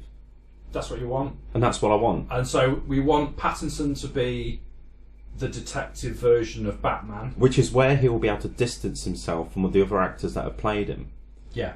Because he will be able to be that Batman. And I still think, because to me, Pattinson has a look of... He looks like there's a lot going on when you look at Pattinson. Fair enough. He looks layered. I'm sure he can go out to premieres and be like, hi, how are you? Everything's great. Oh, yes, I'm doing this movie, blah, blah, blah. But I think when he's at home, he's probably very much non-persona'd of what you've just seen. Who isn't? Exactly. Yeah. But for him, I think he has that look. Yeah. He looks like he's got so much going on. He's just one of those actors. We've talked about it before, other actors. They have that look that there's so much going on behind those eyes. He needs to look haunted, I think. And I think he does. Ultimately he is, isn't he? Yeah, exactly. And I think he has that look. Where Michael Keaton had that. He looked haunted at times. Yeah, but he was still very much the comic-y... Yeah, I think he had to be, though, didn't he? Because that was the version of the movie up through. But he still tried to layer it, that the fact that he looks... he's noticing stuff... Occupied. His mind's elsewhere most of the time. Yes. When he speaks to Selena Kyle, he's talking like he would do in public, and then he notices the cut on her head, and he goes... Instantly switches and goes, what happened? Yeah. Because he's always on, so to speak. And that's the version I want them to put on. Because to me, Christian Bale, brilliant as he was, he always looks just fucking miserable. And he is miserable. But He's supposed to be, isn't he? I suppose they took miserable to the nth degree. Yeah, do you know what I mean? So, yeah, I'm hoping they shoehorn in this Joker into the new That one. would be amazing. Because I'm in for that. A convergence of the two would be amazing. Get rid of Jared Leto. I don't want to see him again as the Joker. Fuck him. Bollocks to him. We don't want him. He's done. If you're listening to this, get rid of him. Put this one together. That's brilliant. Right. I think 9.5 out of 10 for that from me. I'm with you. 9.5. Yeah. I would have given it a 10, But I can't help myself. My little inner person's going, oh, they're going to fuck it up at somewhere along because they put all the best bits in the trailer. I don't think they are. I don't think they will. I think this is going to be a masterpiece. I think that's just who I am. I think this is going to be a romantic Joker, and I mean romantic in the sense of nuanced, layered like no other Joker before. like a dance. Do you know what I mean? Sort of like a symphony, you know, of a symphony of sadness. It's going to be amazing. Do you know what he's going to be? He is going to be the Onion Joker.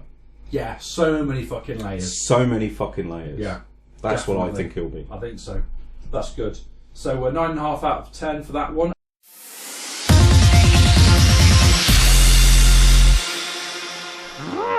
Listen to the grumpy guide, you must. And then the next one is Star Wars. Fucking hell, we talked about Star Wars before, and it's like, I always think back to 1977 when I was a little kid. The Odeon in Nottingham, went with my dad to see Star Wars. I think I was like 5 years old. Absolutely fucking fantastic film. I mean, amazing. And then I've watched all of them. I think I've watched all of the Star Wars films. They're all shit after episode 5. Well, whatever. Yeah, after episode 4, and then from 5 onwards. Well, no, I'm talking about my arse. 3, 2, 1. You're talking about the prequels up to all where the they are now. prequels up to the original trilogy. I thought, and even parts of Return of the Jedi are shit because of the Ewoks. But all the prequels are hated. None of the others have really grasped me that much where I've just thought, wow, this is proper Star Wars. So I'm hoping that this is good. But I'm sorry, but they've got Rey in it again, and I really cannot stand her as a character. Unfortunately, you're never going to get rid of her, though, mate. She is the focus of the story.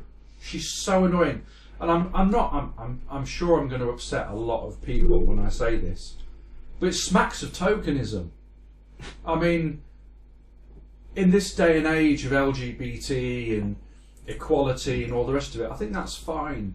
But they've just taken these things to the nth degree. Let's make the next Skywalker a woman. Let's make the hero a woman. I don't think she is a Skywalker. But you know what I mean? I think they're just kind of like, let's make the hero a woman. And they've sort of, and I'm not having a go at women, I'm saying the women are great. Look at Sarah Connor, she's a woman, she's fantastic. But she's just, it'd be like making Keira Knightley a fucking, you know, lead in one of these films. It's like, it's just a total mismatch for me. Any woman but her, she's like a little horse riding. You think she's miscast? She's like a little pristine, prissy, posh British actress. And she's just like Keira Knightley, that sort of style, sort of like Jim Carner's and fucking Pony Club. That's the feeling that I get from her, and she really fucking annoys me with her voice and her acting style and everything. You said that when we did The Last Jedi. I really dislike her. I'm on the fence with this one, but only because I love the opening shot. I just think that if they remove her and put a different woman in her place, that would have been fine. That woman that played Lara Croft in the new Tomb Raider films, they could have used someone like her. She would have been better. But this woman, she's got a face that I just think, oh, fuck off the moment I see her. I haven't got an issue with her as an actress. It's like Keira Knightley for me. Yeah, I don't have an issue with her. I had an issue with the last movie, but that was more down to the... Yeah, they're all shit. That was more like...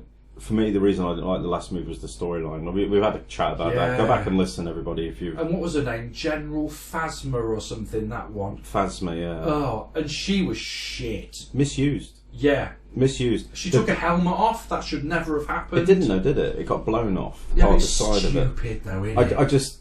I'm not a fan of Rian Johnson's Last Jedi. I'm interested in this one because J.J. Abrams has come back to write it and direct it. Oh, so lots of lens fucking flare then everywhere. And not only that, there's bits in this trailer. We said in the last one when we watched The Last Jedi that it was like Rian Johnson shit over everything that J.J. Abrams did. Exactly. I don't like this. We're going to get rid of the mask. We're going to do this. We're going to do when that. he smashed the Darth Vader mask. But now when you watch this fucking trailer, there's a shot in it where you can see him repairing the mask. Oh god, here we go. Let's watch this. It's like J.J. Abrams went, you fucking cunt, and put a scene in there just to put it back together so we can wear it again. With his Jedi glue. Let's watch this then. I don't have much. I'm so hope for horrible. this, but let's have a look. I so hope I'm things right. like That's the reason adverts. why he's done it. There we go. Oh, it's just god. Oh, I'm still gonna watch it. I've got to finish Well, off the I'll watch trilogy. it, but it's just. But I love this opening trailer shot. It's I just just her do. face though. Fucking hell. I can't knock this opening trailer. All right. They better do a fucking payoff this time, though. Yeah. I want to know who her parents are. I want to know where she came from, and I want to know. I just want to know why she is who she is. Yeah, she's got tan in this as well. How She spent a lot of time in Tunisia. on Tatooine. Yeah. Here we go, sweeping across the landscape, similar to like what you'd It's expect very a land Abrams, though, speeder. isn't it? It's very Abrams.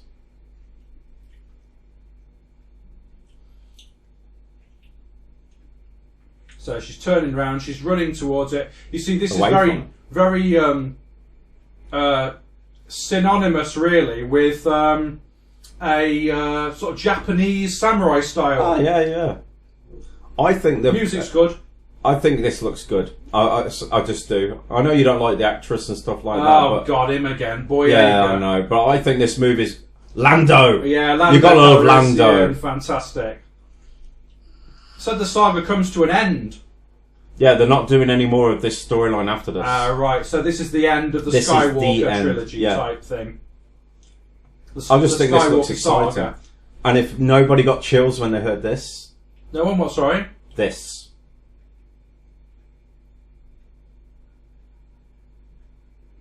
And for those that don't know, that's the Emperor. Ah. So that's supposed to be Ian McDermott, is it? That is Ian McDermott, is in it. It was revealed when they went to the Star Wars celebration. He came out on stage, he's back. So Ian McDermott is back As the Emperor. as the Palpatine. Emperor, as Palpatine. As Palpatine. Even though Palpatine was killed by... Supposedly was killed. thrown down that... You see him fall, Yeah. but how many times have you seen a Jedi fall from a higher Yeah, height and loads. survive? Well, we saw Darth Maul fall, but he was in 2 pieces, so... But then he shows up in Han Solo. Yeah, that's true. So, interesting. You must admit it looks better than The Last Jedi. It looks and sounds amazing, but that character of Rey just pisses me off. And we saw, again, Kylo Ren in the forest. But who is he fighting? I'm going to imagine it's the Rebels. So he's a baddie again. Yeah, but he was the baddie. He was the baddie at the end of the movie in the I last know, one. but he just flips backwards and forwards between goodie and baddie, and he's so confusing. It's just he just annoys the crap out of me. Pick a fucking side, you prick. I admit I don't like his character. No, it's boring. He hasn't done anything. He's like the guy who played Anakin. He doesn't do anything, does he? He just doesn't mopes. he doesn't take a side and do something. He just mopes and stamps his feet, which is Yeah. very much like the way they portrayed Anakin in Episode 3. Yeah. You don't, oh, I want to be a Jedi. Yeah. And this time he's like, oh, I want to be in charge. Yeah. And I'm bored of seeing that. I just character. I am. They're either playing us like they do with Avengers trailers, where they put fake footage in. Yeah, right. You know, whereas that lightsaber may be the red, whether or not it's still red by the time the movie comes out is another thing. Do you know what I mean? Yeah. I doubt it, because I wonder whether or not she's going to turn out to be a Solo, and that Kylo Ren's her brother. yeah, we discussed that as well. Like Luke was with Leia. I don't think I want that. What I would like, and I'm hoping it's a secret cameo, that Ewan McGregor shows up as old Obi-Wan. Right. I want her to be a Kenobi, Oh, really? because I think that would be interesting. Okay. I would like her So to be. who would be her mother? That's the thing, we don't know. Was But she born on Tatooine? she was dropped off on a planet. I'm assuming is it Tatooine that we meet her I on? thought she was on Tatooine at the beginning. If it is, I can't help feeling, because I'm going to use the Force, that it's use the Force. What I'm talking about. Search your feelings. Yeah, you know it to be true. Yeah. I want her to be a Kenobi because I think that would be so interesting. Yeah. You know, because there's such a long gap between him dropping off Luke, you know, and if she's a Kenobi though, what the fuck has he been up to? exactly. Maybe she's half sand person. Because that's the only thing that he had access to out there, really, isn't it? I don't know. Maybe he just went around and used the Jedi mind trick on women. I don't know. But You are the daughter of Jabba the Hutt. well, you could look at it this way: the Jedi Order's gone, Yeah. so he's not disposed to it anymore. So for that, 18, 20 years or whatever it was when he was watching over Luke, you know, he knows all about the bars in the area. He actually says, "You will not find a more scum and villainy." Yeah. And that area, that was not a bad impression, actually. It sounded good in there. Yeah. You know, he could have been going off to the bars going, "Hello, do you want to see my lightsaber?" But the thing is that would be bizarre to think of, like, Obi-Wan Kenobi just, like, out nobbing. Well, That's why it's called Ken Nobby, isn't it? do you think that's why George Lucas called it him? He was laughing one day when he was writing the script. Obi-Wan Ken Nobby. Only one. Yeah. I would like that. Maybe it's his granddaughter. You know, the But who would be Obi-Wan Kenobi's kid? we don't know. But that's the thing, you see. You've got now, if they decide to do it, which I don't think they will after Solo and Rogue One, you could now do an Obi-Wan movie which fills in the blanks. And you could do that because it's not been written. Obviously there was with books and stuff like that. But you've got literally a open pantry to say, from this point, he drops off Anakin, 10 years passes, not Anakin, drops off Luke, 10 years passes, and he's still watching out for him. There's bound to be people that come looking for Luke and things like that. They all know about it. The Empire's around, you know, Vader's still around, you know, at that point. Yeah. And then there's little things you could do to play with the characters. A wealth of things to do there. So could she be distantly related to Luke? Possibly. In the sense that she's related to his uncle and aunt? Maybe. There you go, there's another one. But it doesn't make sense as why she would be... Because she had Owen and Beru. Yeah, but they weren't Jedis, were they? But But they were related to... who were they related to? I don't Anakin. know. There must be. Perhaps they were. Yeah, they were. Because his Because father in him. That's yeah, what yeah, they must know him from somewhere. So yeah, I can't recall if I'm honest. Yeah, who were Owen and Beru related to? I He thought. calls them uncle and aunt. But they must be related to. Not maybe. I thought Anakin was. They didn't have a father, so he must be related to his mum. So his mother was the slave, wasn't she? Yeah, so it must be something to do with that. That's bizarre. I'm just trying to think because he has too much of his father in him, which means that they knew. They knew because in Star Wars Episode 4, Owen and Beru have that conversation. He says, "That's what I'm afraid of," which basically means they know that Darth Vader is Anakin Skywalker. I'm unsure. Does it say that at the end of Episode 6? Is it? Which episode is it where we see Luke get left? That would be number 6, wouldn't it? We It see would- him get left. Yeah, on- number 6. I'm sure that Kenobi says, Obi-Wan Kenobi says something about why he's taking. He probably does, but I it's think been Yoda tells him to take Take Luke to Tatooine, doesn't he? yeah, to his relatives, and I guess Yeah, so maybe distant relatives of Anakin, which could mean that Rey could also be a relative of Anakin, which would make her related to Luke. I would still like her to be a Kenobi. I just think it would be a nice little thing, and plus then it gives you an opportunity to bring in. I mean, why would Obi-Wan say something to her unless he's connected to her? You hear it. You have taken your first steps.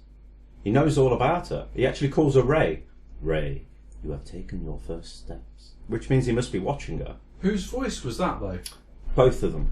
The bit where it says Rey is actually Anna Guinness, which they actually cut down from another word. Okay. And the rest of it's spoken by Ewan McGregor. Oh, but they could have edited the bit from when he was on the Millennium Falcon and he said you're just taking your first steps into a wider world or something. They could have done, Yeah. but I think it was a great little cameo for Ewan McGregor to do. Right. And now, Yeah, because otherwise it would just been, oh, that's Alec Guinness. yeah, exactly. And now for me, they need to CGI him up or make him up because I want to see him as the Force Ghost talking to Rey. Obviously, they're not going to. It's more Alec Guinness, you mean, or Ewan McGregor? Ewan McGregor. Right. Because I still want him to get his own movie trilogy. Mm. And something a bit more serious than what they did with him. Because of all those movies that came out, apart from Qui-Gon Jinn, which was a great character, and Darth Maul, Yeah. the person you enjoy watching is Ewan McGregor. Yes. Apart from the shit dialogue they gave him. Oh. He had fucking awful dialogue Yeah, he in those did. movies. Yeah. Who got us into that idea? Oh, that's Yeah. right, it was me. And he goes, oh, right. And you're like, why didn't George come in and go, knock that shit off? You sound like a tit. Yeah, a lot of the dialogue is bollocks in those. But yeah, so I think I'm only excited. I'm going to give it a 5. I'm going to I'm push. sort of- I'm going to push to an 8 Really? because I think that might wipe the taste of the Last Jedi out of my I hope mouth. so. I hope so. It's annoying, the rise of Skywalker again, using the word rise again. Everybody seems to be using rise as well. Dark Knight Rises, Rise. 300 Rise of an Empire. Yeah. They even say it in episode 6. Lord Vader. Rise. Yeah. Exactly. I'm still going to go for at least What was an it, 8. episode 3? No, it was his last one, episode 6, when he becomes Vader. Oh, yeah, and with the mask comes on his face and that sort of shit. Actually, yeah, it you're wasn't 6, would it? It would be episode 3. You're right. Because they're the prequels, episode 3. Yeah, it is Yeah, episode 3. Yeah. I almost sounded like a right dick then.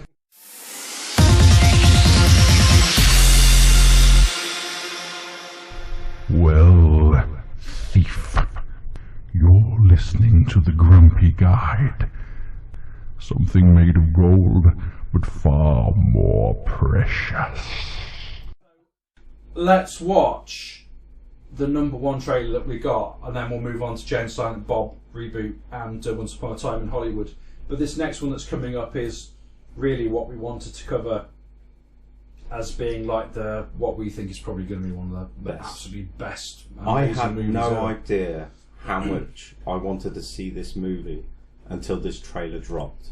Now, I knew they were filmed it, and we hadn't heard nothing about it for over a year at least. You seen like a picture here and there. But this trailer, we talked about chills when the soundtrack kicks off, and everyone knows the soundtrack. Yeah. If you don't, then you're obviously really young and you need to go Exactly, and watch yeah. Top Gun. Yeah. But this trailer it lifted me. And the fact that you know that it's Tom Cruise flying, and it's Right. actually him flying because he's a full-on pilot. Right. And if anybody who's seen Fallout knows he likes to do his own aerial stunts, because all that helicopter stuff that you see him in the last Mission Impossible movie is actually him. Oh wow, really? And the great thing about it is he said to him, give me time, I want to go off and learn how to fly a helicopter. And he did. Wow. So every shot you see of him, I'm sure there's a few CGI bits in there obviously, but every time you see him in the landscape, that's him flying. There's nobody else in there. It's just him. Fantastic. And you know, and you could tell in the trailer that's not CGI. That's Yeah. him coming off the end of the aircraft character and the aircraft carrier and all that sort of stuff, which just adds more validity to me that Tom Cruise is one of the greatest committed action heroes or actors that is out there today. Yes, definitely. And the man can't put a fucking foot wrong, apart from when he broke his ankle in the last movie. Yeah. He's all out, balls out with these films. isn't He is phenomenal. He's 56 years of age, Yeah. and there's no sign of him slowing down. No. Now, I think because we know they've already announced the next 2 Mission Impossible movies, even he's aware that I can't wait another X amount of years for the next Mission Impossible. I've got to shoot them back to back. Because I think he understands that he's almost 60. He's not going to be able to do this anymore. Exactly. You know, even Jackie Chan got to the point where he started using wires because he knew he couldn't do it anymore. Yeah, yeah. You know, so I fucking love Tom Cruise. I fucking love Tom Cruise. Yeah, exactly. Yeah, it's fantastic. So let's kick off with Top Gun Maverick, and then we'll have a chat about it afterwards because it's 2 minutes and 13 seconds. Of of pure just bliss. pure adrenaline. It's and pure I feel bliss.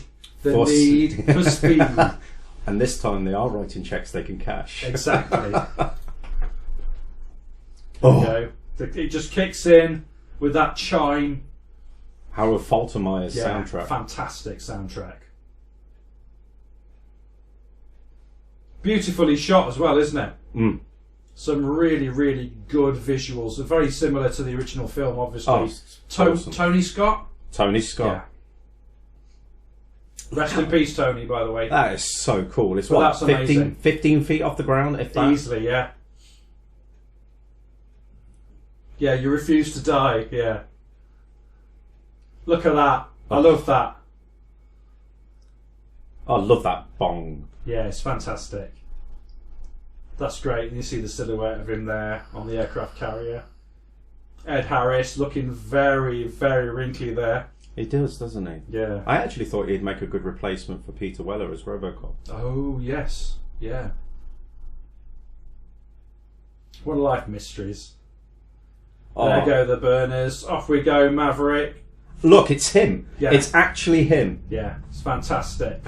Fucking amazing. Amazing. Here we go, he's kicking in. Oh, love it.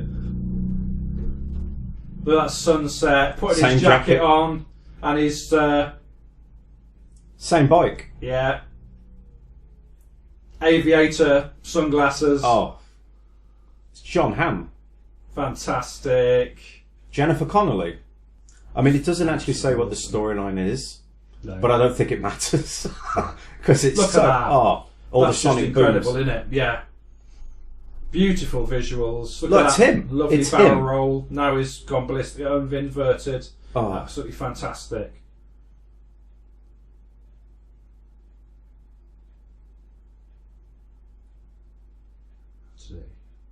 Classic. And that is so on the button with Tom Cruise. Yeah. But You know- he's not as mouthy as he was as Maverick Maybe he's in grown the up a original film. He's obviously more jaded. He's obviously jaded. He's an older man, but he's still got that sort of edge to him because that's what Maverick's about, isn't it? Maverick is like that. Yeah, exactly. Yeah, with flipping and the I birds, reckon people. it's probably been, they've tried to promote him, and he's like Picard in that respect. He told him to fuck off. I'm Yeah. staying where I am. Yeah, exactly, because that's where he needs to be, isn't Yeah. it? The seat, flying by the seat of his pants with his Yeah. balls on fire. Captain Kirk told him, put Picard that. Don't let them promote you. Don't let them do anything that takes you off the bridge of that shit. Yeah. Because while you're there, you can make a difference. Exactly. And I think that's the same with this. And actually, we've got another film we can actually review just from the fact that one that's popped up. That's Will Smith's latest, Gemini Man. Oh, right, okay. So we've got another on the list, but let's get back to Maverick. Maverick, yeah. I have not. I said earlier on that Picard got me super excited. It did, but that movie, just with the soundtrack kicking in, affected me. Yeah, me too. When as soon as you hear that bong, It instantly chilled. Yeah. Do we think that Tim Robbins? Do we think that Val Kilmer? Val Kilmer is back, Iceman. and he has shot his part. Excuse me. We all know that unfortunately he had to deal with throat cancer. Oh, did he really? So he's had surgery, which makes his voice is not back yet, as he Right. put it. He actually spoke because he's in Jane Silent Bob as well. You'll see. When Oh, you watch the okay. trailer.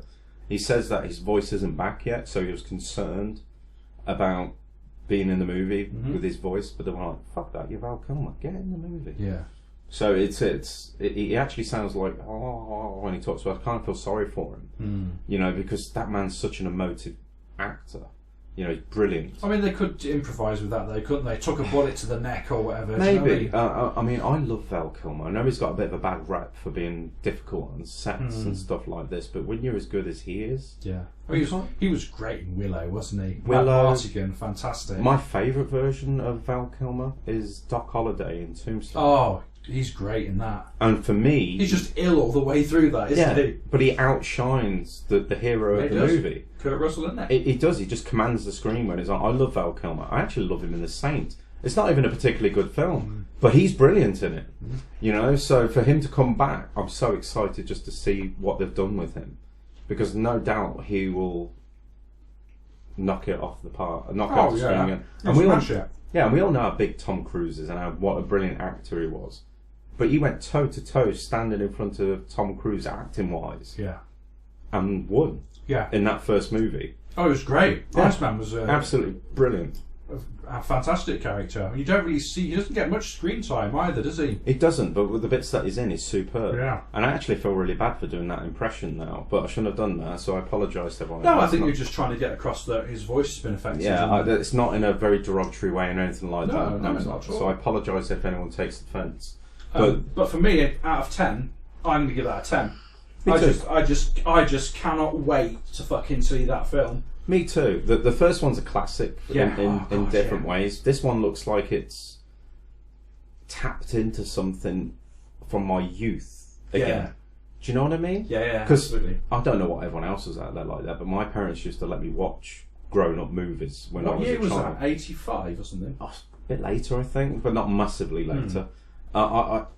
Quick look. I'm instantly, I'm just in. I'm in. You know, there was nothing that does not excite me in that trailer. Top Gun 86. There we go. So 1986, I was 14 when that came I out. probably watched it in the 90s, to be fair, because I was Right. very young at that point. Yeah. So, I When were remember you what. born? 85? 83. 83. I am 36 years of age Right. and sound a lot older.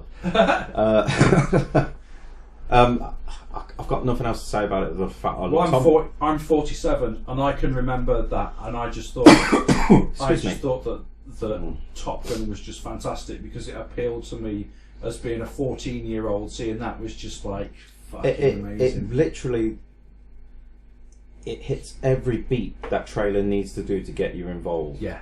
And the best way to do it was the star of those movies were always the jets. Let's Oh, face of course, it. yeah. And the first thing they did in that movie was to show you that the jet is the star again. Yeah. And then they upped the game and said, yeah, do you remember in that last one, it wasn't Tom Cruise flying, but in this one it's going to be. Yeah.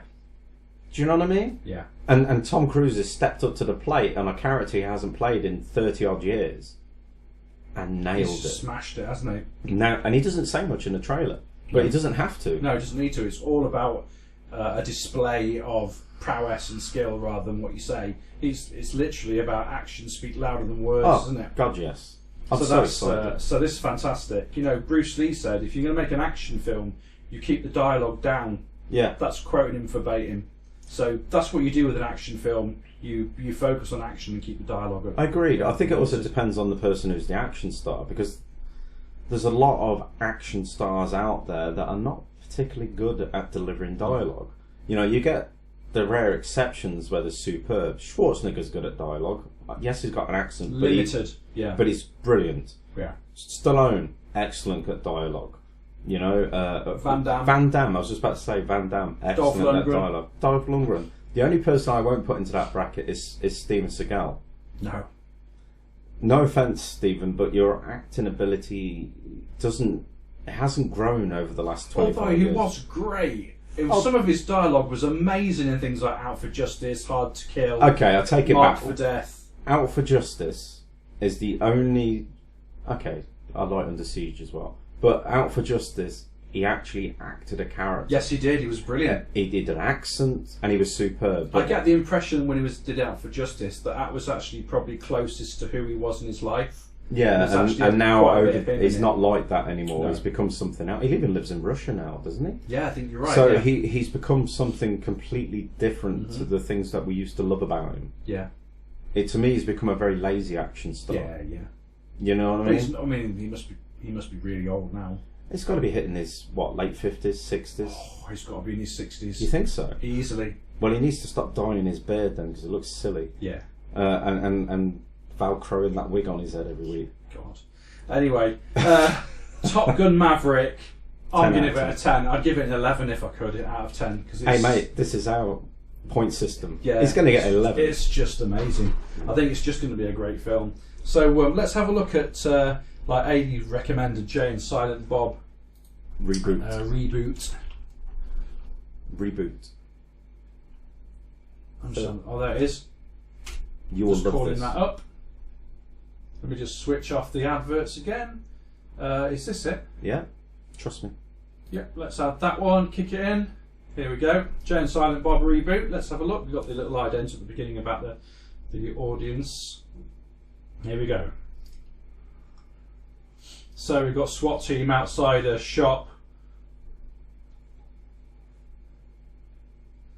Cock smoker.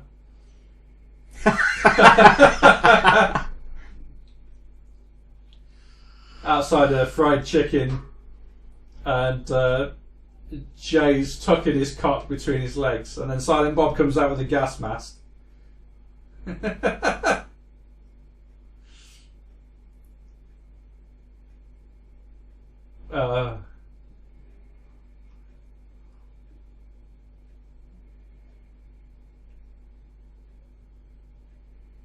Kevin Smith actually looks much better. He's lost so much weight. He has, but he actually looks closer to how he looked back in the day than actually Jason He's actually Mewes. thinner there than he's ever been. Yeah.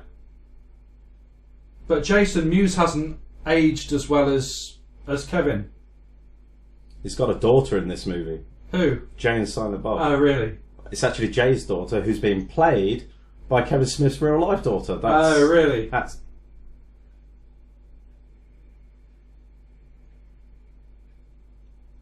her, Harley Quinn Smith.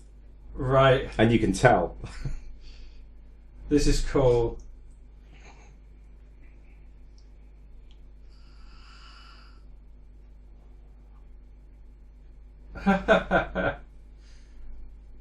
It's Taxi Driver again. Honestly thought that was going to be like the Carrie Fisher cameo. Look who else is back. Oh, fantastic. Ben Affleck, everybody. Affleck, yeah.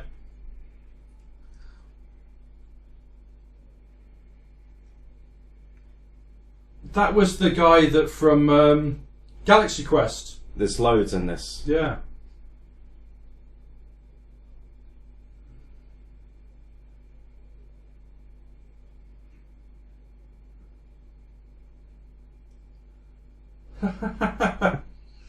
This looks cool. At the old Chronic Con.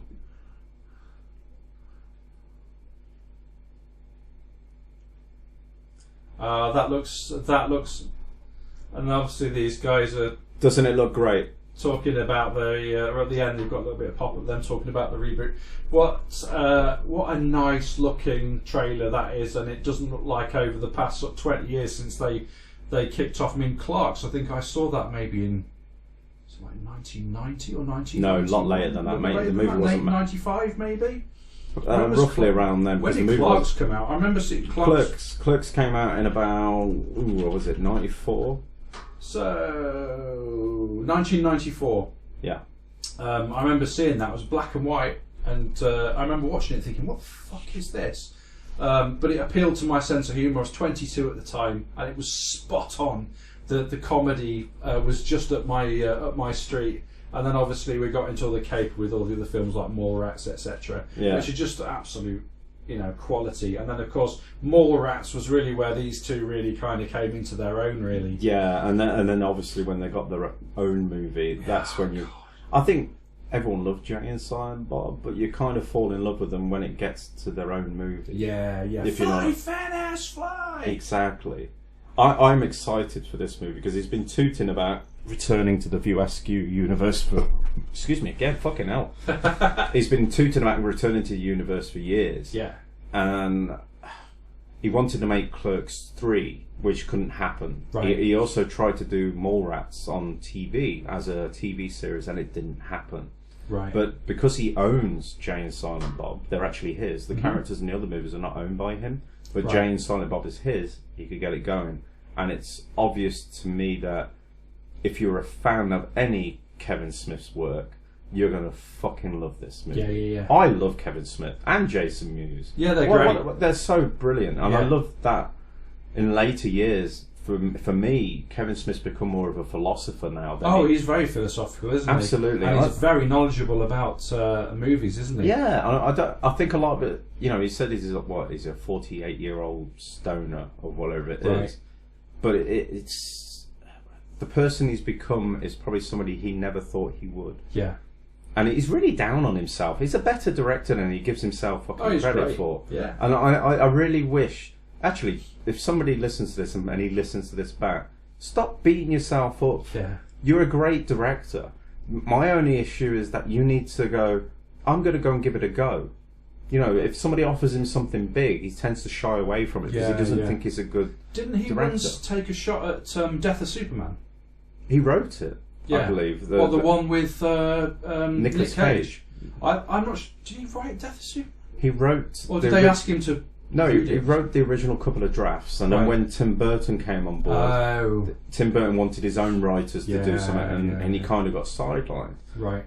But I would love to see Kevin Smith branch out, because he doesn't think he can do it. But if you watch things like The Flash and the Supergirl, yes, there's a team there that does the stuff he's not used to doing. Yeah. But there's enough. He must have seen enough of it by being there, going, actually.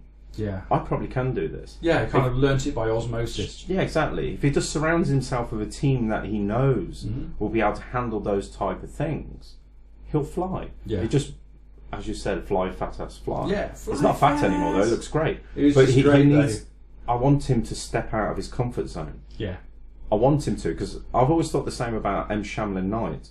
He writes some extremely good stuff, but he never really steps out of his comfort zone.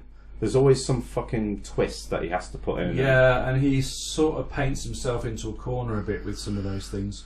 But I think Kevin Smith could branch out. I would love to see him do a superhero movie. He'll never do it because he doesn't believe in himself enough, but he should. Yeah, he should, he really fucking should, because I think it would be really good. I think so too.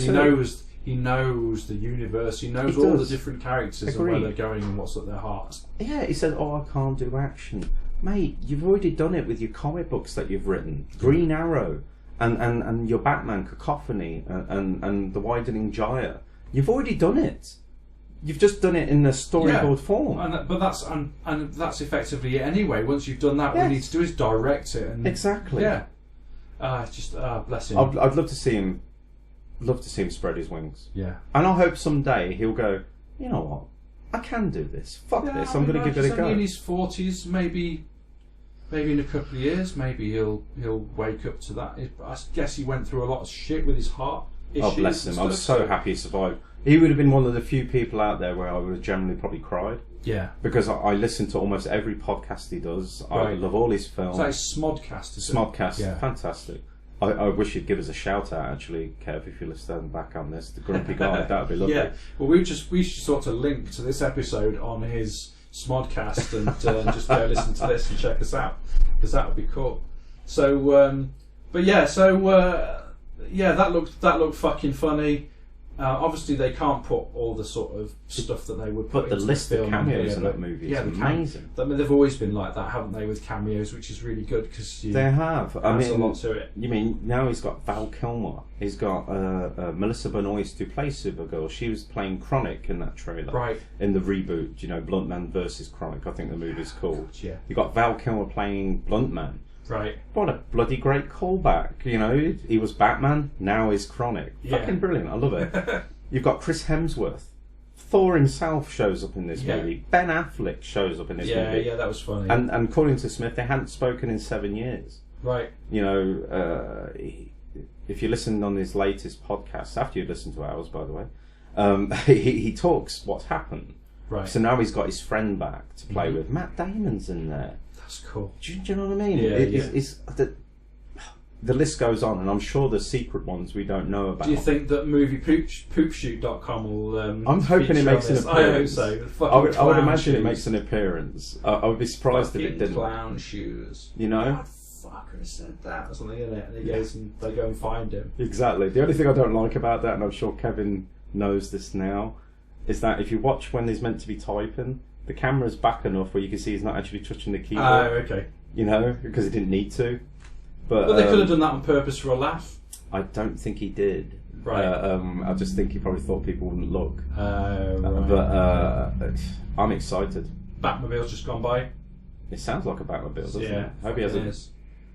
They just borrowed it. I would normally be doing it because I'm busy tonight. I've just let Robin use it instead, but Robin's a cunt. He won't do anything. So that was Jay and Silent Bob reboot, which looks really good. So I reckon I'm going to give that an 8.5. I might give it a 9, but only because I'm a huge fan, and I still want him to expand and do something big because I think Exactly. if he trusted enough to do it, it just one needs to believe in himself. So next we're going to be watching Once Upon a Time in Hollywood, which is what Adie says is the latest, or is it the last? It's his Tarantino. latest one, the latest movie. It's just come out in America today, or Cool. yesterday, I believe, or Friday actually. What am I talking about? Today is Saturday, right? So It yeah, it is. came out yesterday. Yeah, today's Saturday, the 27th of July, 2019. We all know that Tarantino has an ability to put a film out that's just immensely enjoyable, Yeah. no matter what story his. There's some that I've been disappointed in. Hateful Eight, I wasn't very. I didn't impressed mind with. that because I like Kurt Russell, Right. and it's got Sammy Allen. You know, you Yeah, can't I didn't have, like it. I you love don't like Pulp Sammy Fiction. Allen. No, Samuel L. Jackson's alright. I love Pulp Fiction. I thought it was great in that. I love Reservoir Dogs. Reservoir Dogs, I think that's fantastic. Kill Bill, I enjoyed 1 and 2. Yeah, good, yeah. So I like those. Just didn't like Hateful Eight. So let's watch Once Upon a Time. Great cast. In Leonardo Hollywood DiCaprio, trailer. Brad Pitt. Yeah, already, and it's just like loads of people in it. So Looks like Tim Roth's in it. Yeah, it does. Yeah, and he's a great actor. So here we go: Leonardo DiCaprio, Al Pacino. Brad Pitt eating celery.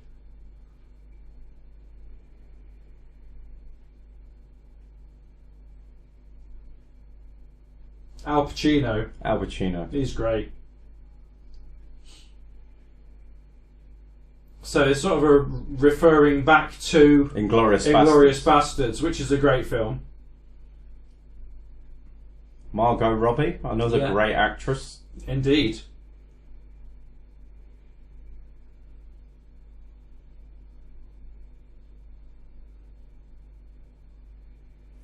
That looked like Jackie Chan, but this is the guy that you're saying is Bruce Lee. That's the guy playing Bruce Lee.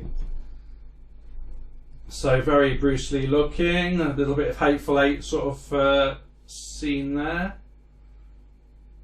A little bit of Django, what looks to be a bit of Django. Django Unchained. Yeah.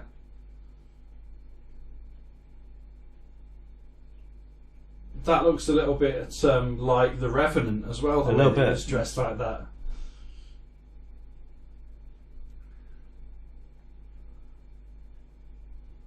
So what is this film actually about? Is it an aging actor who's I believe it's starring in shit films or something? I think it's a Manson movie, believe it or not. Right. Oh, really? Mm.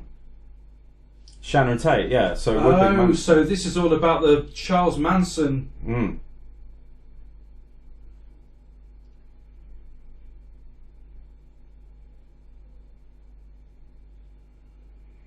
But you just know it's going to have brilliant dialogue. Ah, so There this he is is. Charles Manson, yeah. Looks a bit like him, to be fair.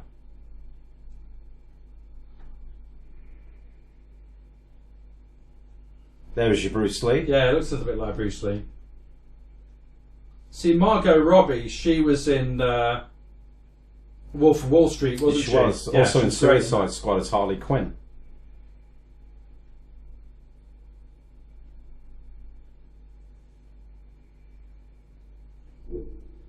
So there's a little bit of a reference there to Charles Manson, but it didn't appear to be Manson that much of based. a biopic.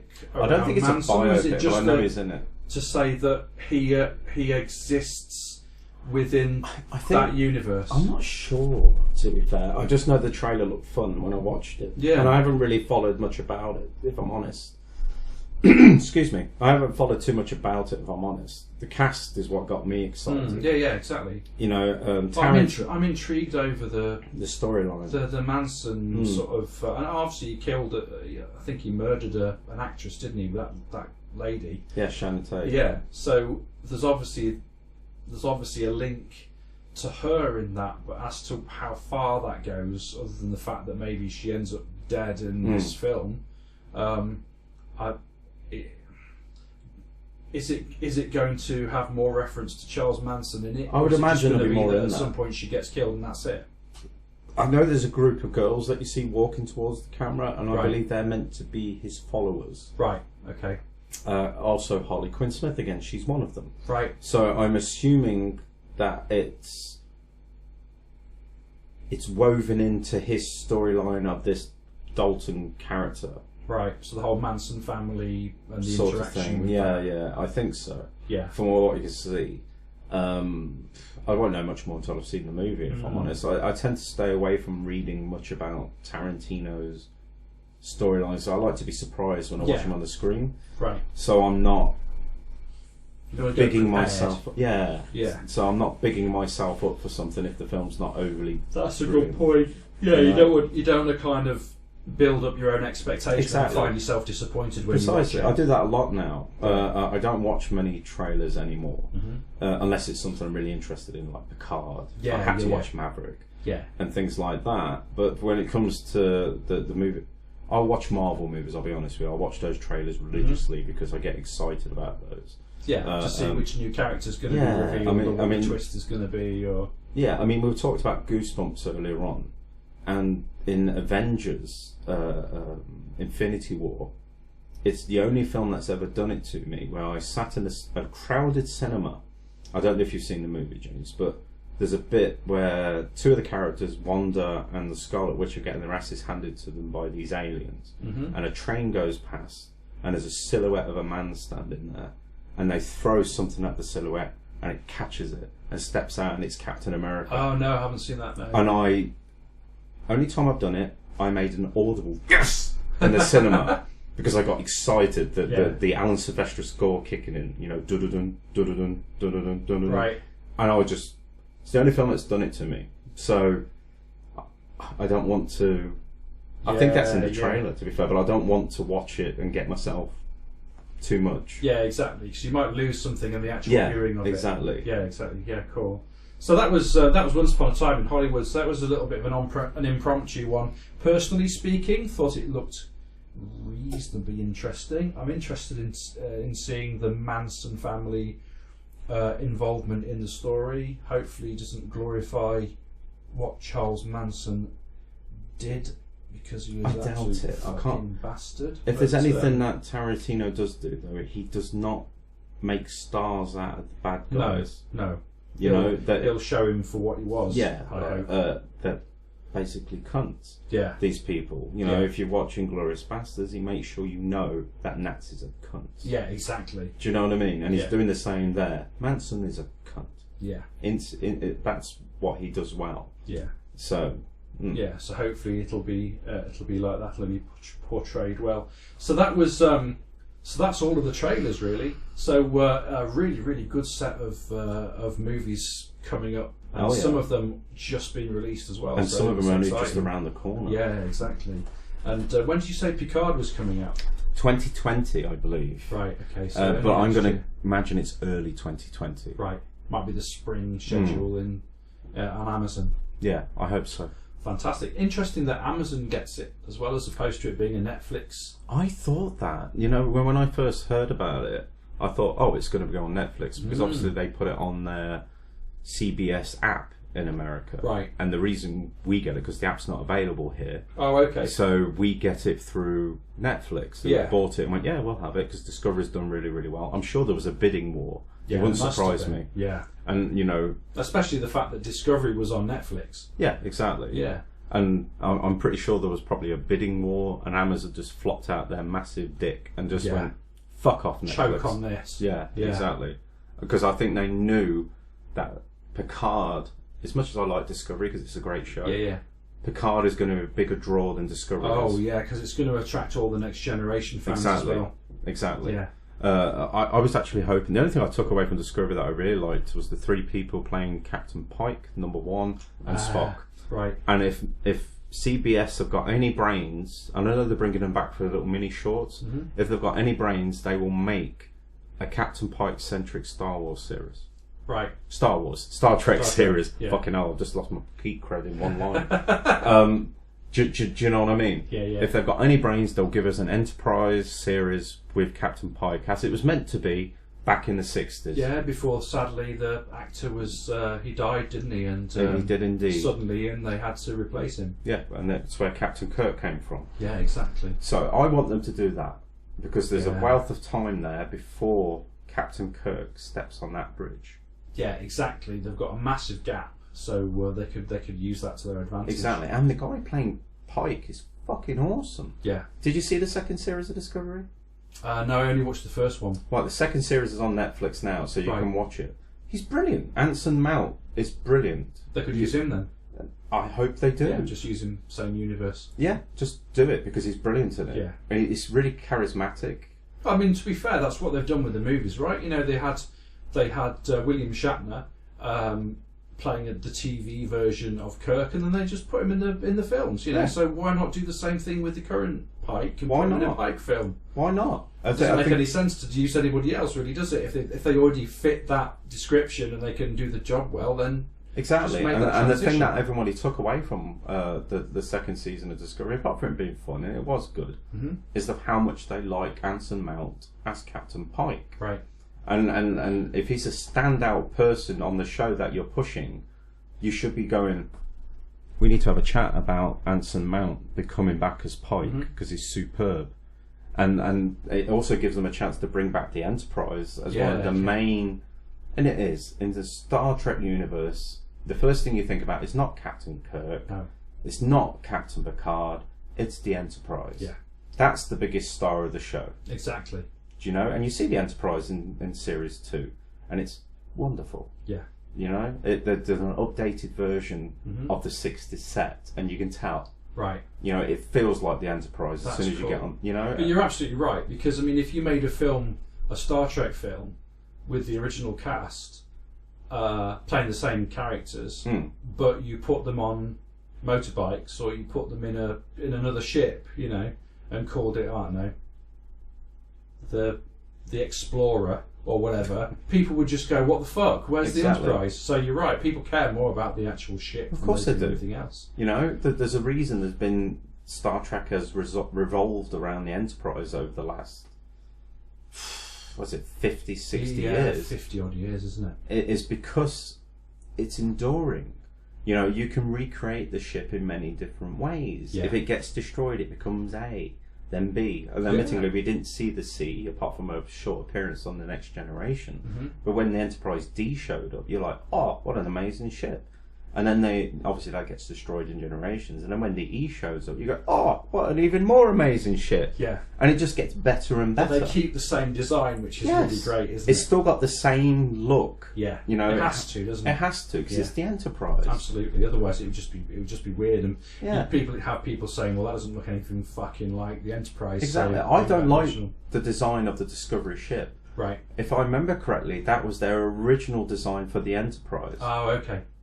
I think. Back in the day. I think so. Right. Either that, it was their version of the Enterprise for the Phase 2 series, which never happened. Oh, okay. I'm not sure which that is, and I'm sure if there's any Star Trek Trekkies out there listening to this, you're probably screaming at me, you very passionate people. Well, they can always comment and you give us the details. I'm still not going to give you my Twitter handle so you can do that, but But they can comment on Podbean or iTunes. Yeah, go so for it. Let's do that. Go for it. Well, I'll enjoy apologising to you if I'm wrong.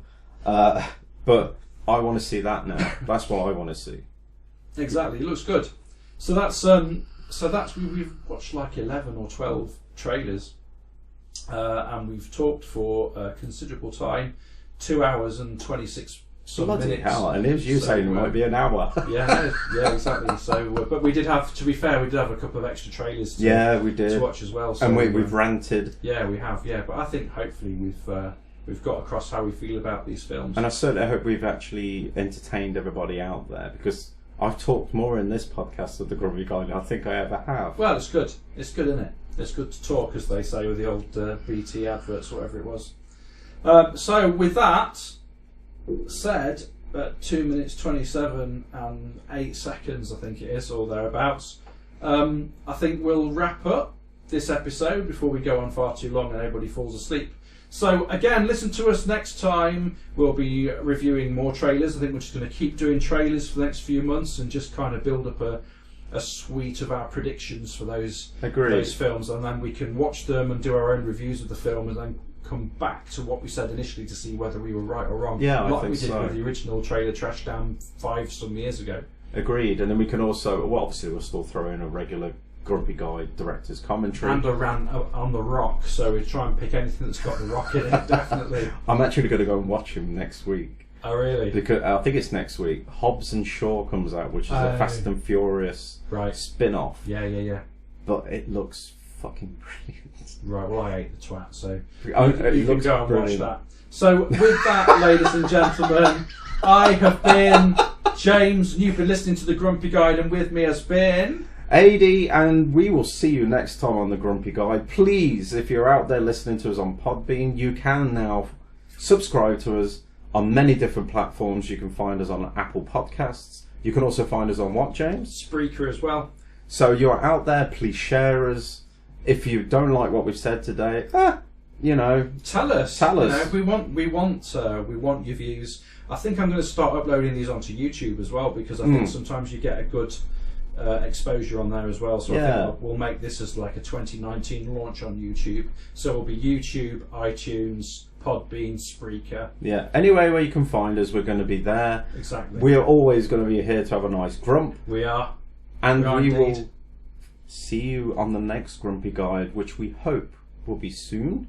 Yeah, I don't think we need to do any fucking editing on this. Oh no, there's nothing in here where last time we got fucking doorbells ringing and stuff, and all sorts of stuff kicking off. This time it's just been it's been fine. So I reckon I'm just going to upload this tomorrow and just have the ident at the start. Yeah, exactly. Yeah. So thanks again, ladies and gentlemen. We'll see you soon. Goodbye from me, James. And goodbye from me, from Adie. We shall see you very soon. See you soon. Bye. Bye bye.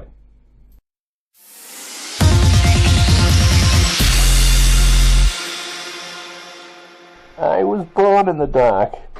I didn't see the sunlight until I was a man, until whatever it was blinding like a fucking cunt. Or something like that.